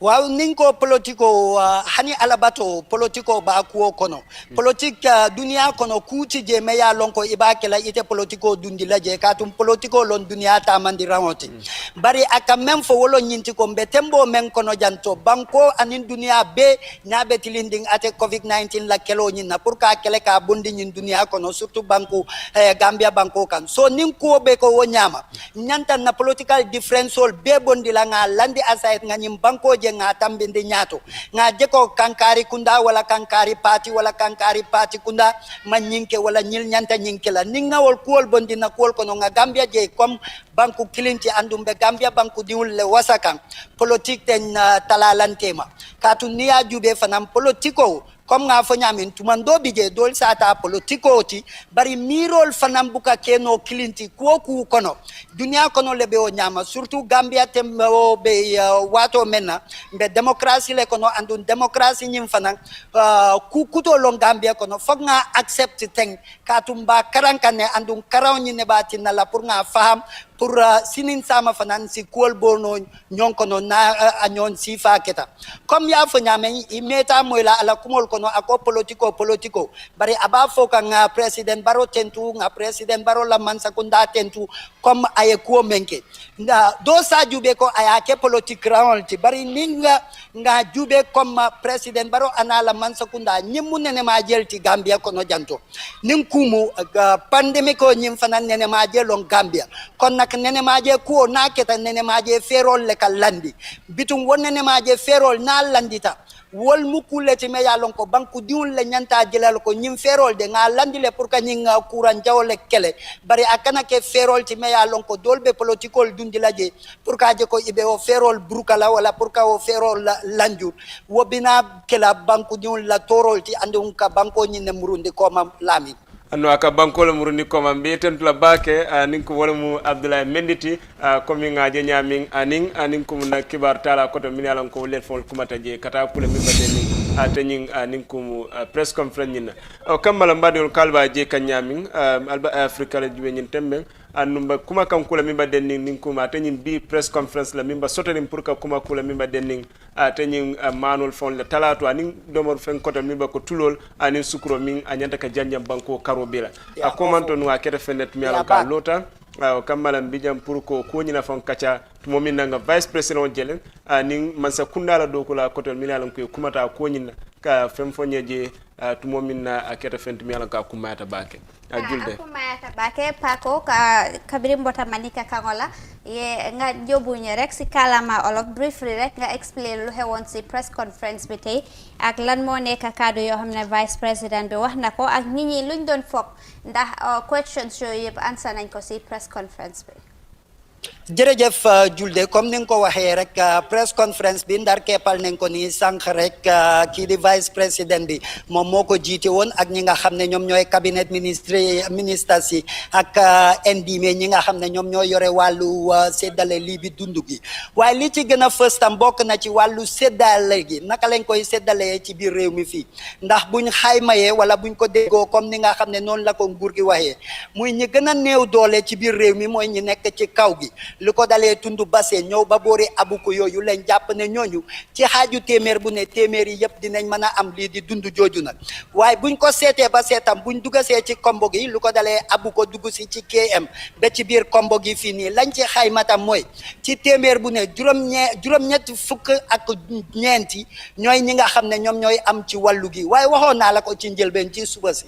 ne lii di wàllu gi du pour dàq xiif wala pour génnee dépense ci kaw nit ñi wala pour teggil nit ñi coono wàllu dund gi waaye it pour wàllu askan gi la ci diggante gu ndaw gi nga xam ne ci lañ nekk nii ne ku nekk na toog kiram looloo waral lii mu doon ceeb yi nga xam ne ñu ngi ko génnee pour dimbale ko askan gi leneen nit luñ ci gën a ràññee ci wax ji mooy bëkk neegu njiiti réew mi di vice président bi wane na daal ne nguuru Gambia tey buñ gisee soppite am ci guddi yii ni taskatu xibaar yi am nañ waar bu am solo bi nga xam ne béy nañ ko ci te waar boobu nag naka lañ mën a taxawee sàmm ko it am na ci solo bu baax ndax taskati xibaar yi waar buñ béy ba soppite indi am ci biir réew mi fii moo waral démocratie bi ñuy dund nii waaye itam waar jooju dañ ko war a gën a continuer di béy mooy pour gis ne promote nañ wala pour siiwal lépp li nga xam ne lu baax la lu bon la it nguur gi def ko waaye itam mu doon li nga xam ne luy indi yokkute la ci biir réew mi am na ci solo bu baax a baax lu ci mel ni ci jamono ju nekk nii liñ gis ci maalo yi ni mooy am na ci yenn tund yi commencé nañ distribution yi ba ñu bari jot nañ ci waaye bari wut ci media bi fi nga dégg ñu ngi koy siiwal waaye liñ cee gën a siiwal rek mooy ñi nga xam ne ñoom ñoo ñàkk lii doon naa li nga xam ne vice président bi bàyyi na ko xel ci biir waxtaan yi te itam wax na ne moom ci boppam muy docteur Aïssatou Touré ne gis-gisam amaana ci boppam mooy daal ne taskatu xibaar yi am na beneen waar bi nga xam ne war nañ koo gën a mun a béy ci mbiru xeexu coronavirus bi pour jàppale ci nguur gi waaye loolu ci turu boppam la wane lii di gis-gisam jooju ci gannaaw tam julde boo ko gisee am na coow lu bari li nga xam ne waroon na réew mi ne truck drivers yi nga xam ne ñoom ñoo jëlee woon maalo bi Makati Square yóbbu ko ci biir réew mi nguur gi mu ngi leen ameel xaalis yi nga xam ne nanguwu leen koo fay wala ab bor la waaye loolu mu ngi mel ni déggoo am na ci seen biir bu fekkee dëgg la wala du dëgg parce que biñ ci jotee waxtaanee ak nguur gi liñ ñu xamal mooy ñoom jëluñ ay driver union bi lañ jox contract bi ni te union boobu nag ñoom ñoo jël ay driver yi union boobu nag kenn ci seeni njiit bi mu ngi fi moom mun nañ koo laajte mu wax ñu li nga xam ne mooy jamono ji nii drivers yi liñ doon jàmbat foo leen ci toll kilifa gi mun nga ñoo fàttali sa tur ba pare nga xamal ñu sa mbootaay gi fi ñu toll nii lan lañ nekk di seen problème bi fu mu toll maanaka. waaw jërëjëf Eye Africa TV maa ngi tudd Omar Cissé the president of the Gambia Transport Union. yaa suñu mbootaay bi bokk nañ ñu jagleel jox leen wàllu transportation this COVID-19 food package pour Gambia yëpp. am nañ ko yeneen contracteur yu contract but as far as the commercial transport is concerned njaboot suñu njaboot lañ yaa contracteur yooyu ñoo leen njëkk moto yi jox leen pour ñu mën a def service bi according to the contract after signing the contract 2 days government war nañu jox 20%. suñu demee ba 50% dañu war a jox 30% end of the completion of the contract bi ñu jox ñu 50% ba loolu amut ba ñun Gambia Transport Union ak suñu naataango yi ñun ñoo pre-finance support bi gis ne vulnerable people ñu nekk si àll bi ñu nekk si dex bi ñu soxla maalo bi ñu mën a ko soxla ñu mën a ko soxla si jamono bu ñu soxla. waaye dégg nañ nga ne loolu amut lan moo tax loolu amut ci yéen la loolu jógee wala ci nguur gi la. non lu xew mooy according to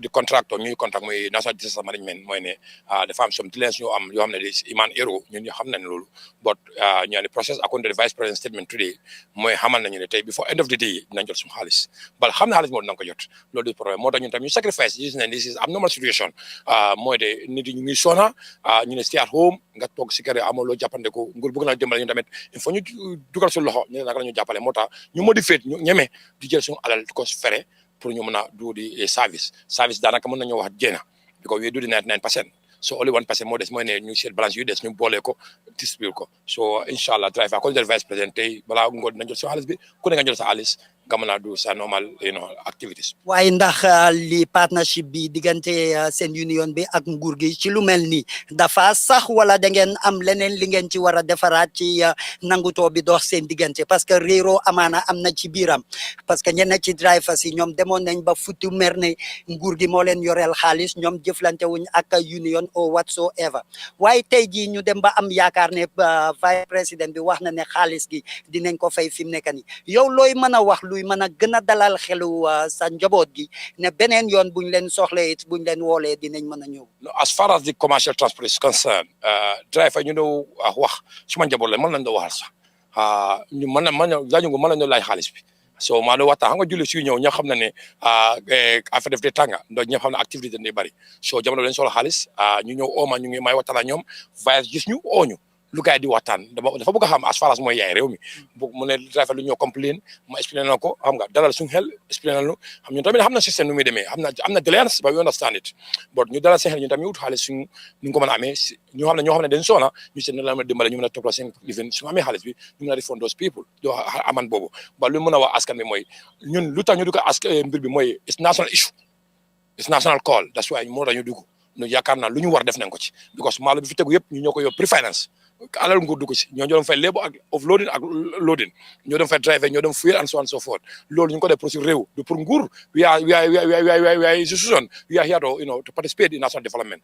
that's why we did that so ñu expect na end of the day government dañoo ñëw tokkum mooy suñu njëgu crédit ak so on so forth mooy suñu alal bu ñu ko tax ñoom because soo seetee even waxtaan bi sax soo see caagis sax dañ ko understand because we are am normal la ñoo dañu tam ñu come together as a Gambian as a nation ñu dugal si loxo so jeex na wax nañu ne suñu alal bi balaa ngoon na nga ko jot ñu ko expect dina am su amee ku nekk loo ci am nga am ko ñu kon ne suba su nga waatee sax ñu ñëwaat xanaa ñu ñàkk ko mën ba lu ñu mën rek dina ko def ngir réew defuñ ko pour we are not a political party we are leading a pressure group we are here to protect the driver of drivers ñu liggéey bi driver ba ñoo ci seen boppa xaj na xaalis bi jotaxuloo ko ba am nga xayma ne am na xaalis bu ma tegal boo xam ne end of the day dinaa ko am kon yaakaar la kon loolu ku nekk dina si gis boppam ñun gis na ne Gambien yu bari liggéey nañ si am nañ si yaakaar so lu gën a am solo mooy we are not a politics, we are in the politics.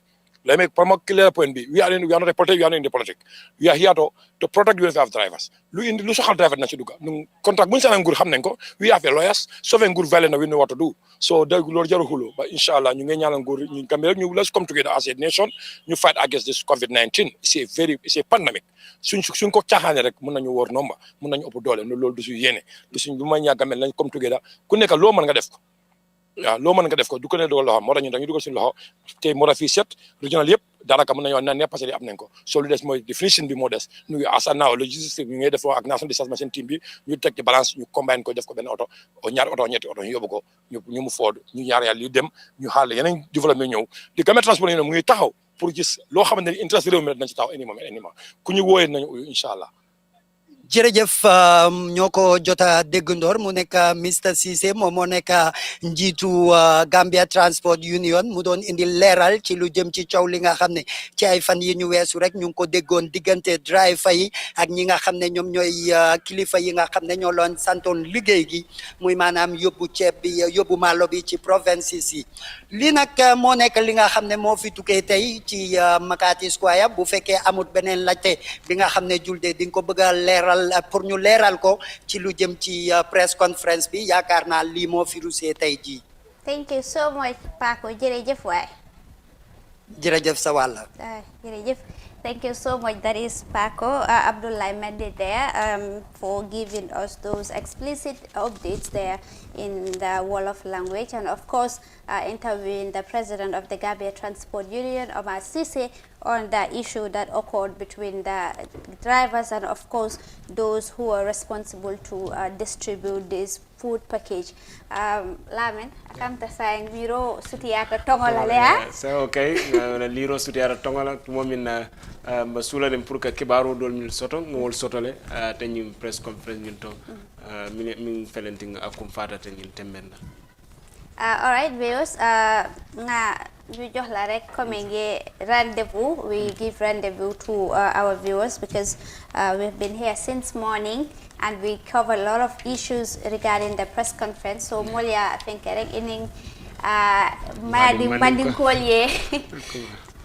Barka bake juldem mol tentu la kotenke mbe jela ila ninkumu bulay nya kendo nyine mi ba ke kan nyin temme kabrin somanda mba kuma kanyam kula mi baden ning tanyin press conference nyina mi baden ni mani tala nyina ning domor fen koten tala min anyanta ka bo man sakunda la fanna nyina anu ngalon ko ninkumu saate dol foli ta sotol nyin temmen dol biye ma soto folo e ba batunna dol biye nyin temmen afutate ma mam si ko min ngol biye mo nyami kibaro nyin toje o kambala mbal tentula bake mbal jelam ninkumu kabonto la karonyina man ka kawnyin ba folale ko ninkumu ala baraka num fanan nal sular pour kanyin kibar sifa jamal soto kari bula ay african no wato wati kaje ko nyon sifa le futalma alba dinkraw. Thank you so much, Lamin Sane. Well, viewers, that it's like we have come to the tail end of the program of today's special edition. We were talking about matters of the press conference, the government food aid program distribution there, and we heard from the Vice President that not all communities in the Gambia have 100% of that. Only rural areas have 100%, but in the urban areas they have 84% of the distribution. And also we bring issues of his talked about a lot of things in the government, which including like this is one of the biggest response Gambia government has made in the history of the Gambia, of course. And she also talked about the importance of, you know, the young people and Gambians to not to politicize this COVID-19 food distribution. But most importantly, she also talked about the COVID-19 and said that people should not be complacent of the COVID-19 because it is well here and alive. That was the Vice President there during the press conference, you know, and also during about the 50% of Banjulians who are yet to receive these food items.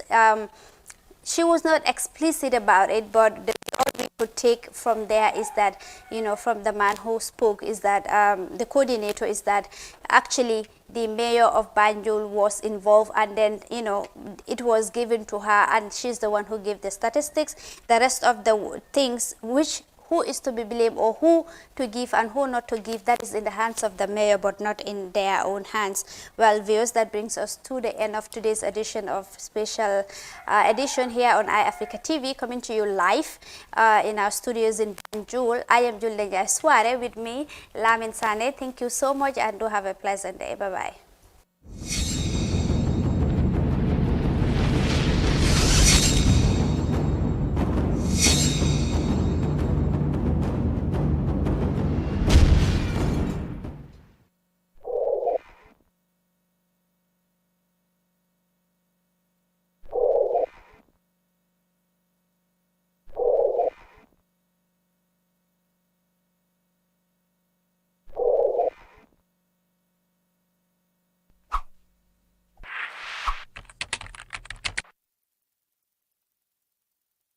I was born on the 19th of January 1977 in Banjul, so that makes me a Capricorn.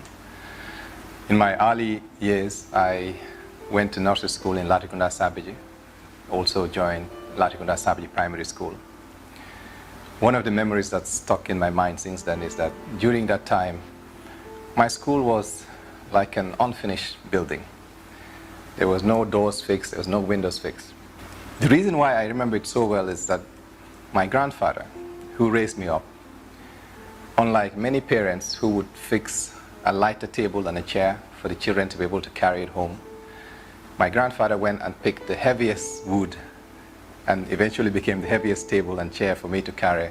And I used to walk close to 2 kilometers from home and taking this to my school. Then my mother decided that we are going to move to Sweden, which we did around about 90. My life in Sweden was very interesting. I was a semi-professional football player, went to school, and also saw my mother working very, very hard. She would work night shifts, day shifts, working at train stations. That made me realize the importance of becoming successful in life. I wanted to work so hard, study so hard, so that I could one day take care of my mother for all the sacrifices that she made for us. Is Sweden the right place for me to succeed? I started looking at England. When I moved to England, I started my university degree, but during that time I was also working part-time in a sandwich shop, making sandwiches early morning from 5 a.m. to 9 a.m. and then leave from 9 a.m. to university, then from university connect to my second job.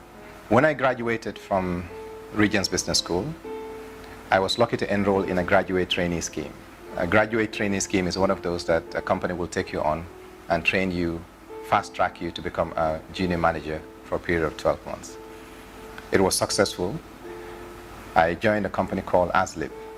That's the Association for Information Management. I had the accounts of BBC, Pfizer, PricewaterhouseCoopers, Oxford universities to manage. The money I saved up working part-time during the time I was studying, I used it to send it back home after my mother recommendation a relative to buy a piece of land for me.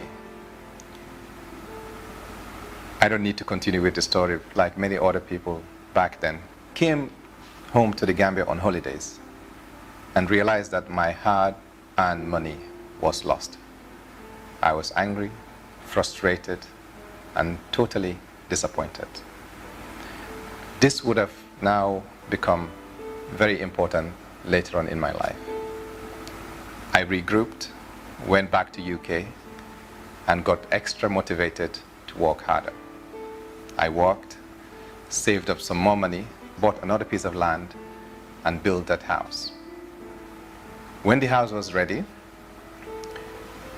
the desire to move back home became stronger. So I started looking at opportunities, looking at job offers online.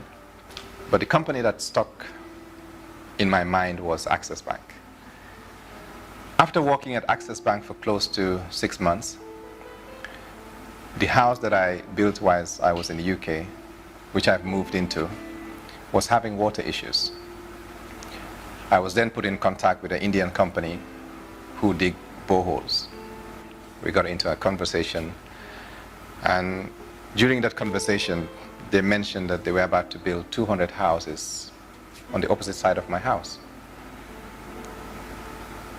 And right there, I start thinking, you know, what are the possibilities of us working together? I asked them what their plans were in terms of the selling, marketing, and promoting of these houses. And they didn't have any idea. All they wanted to do was build. So I recommended that, okay, why don't they choose to build, and I will now become the sales, marketing, and promotional person for them. Had my proposals ready, and all I wanted then was to become their sole and exclusive agent for that particular development. We agreed on a target that I had to meet within the first 3 months, and upon successfully meeting that target, I could now become their agent. A week or two after the meeting, the annual trade fair at the stadium was taking place. I put together a promotional package, took a stall, already started my company called Global Properties, and started displaying these products and services. One gentleman came and bought 10 houses straight away from us. And some other people bought as well. But that became another turning point for me, because that meant that I secured an exclusivity agreement with my then partners, and now. That's how the journey started. But since then, up to now, we've been involved with 40 different developments, not only in Gambia, but in Senegal and in Ghana. From that time up to now, which is 14 years, we became sale agents, partner developer, and now to actually developers. As a child, I remember selling fish cakes for my mom.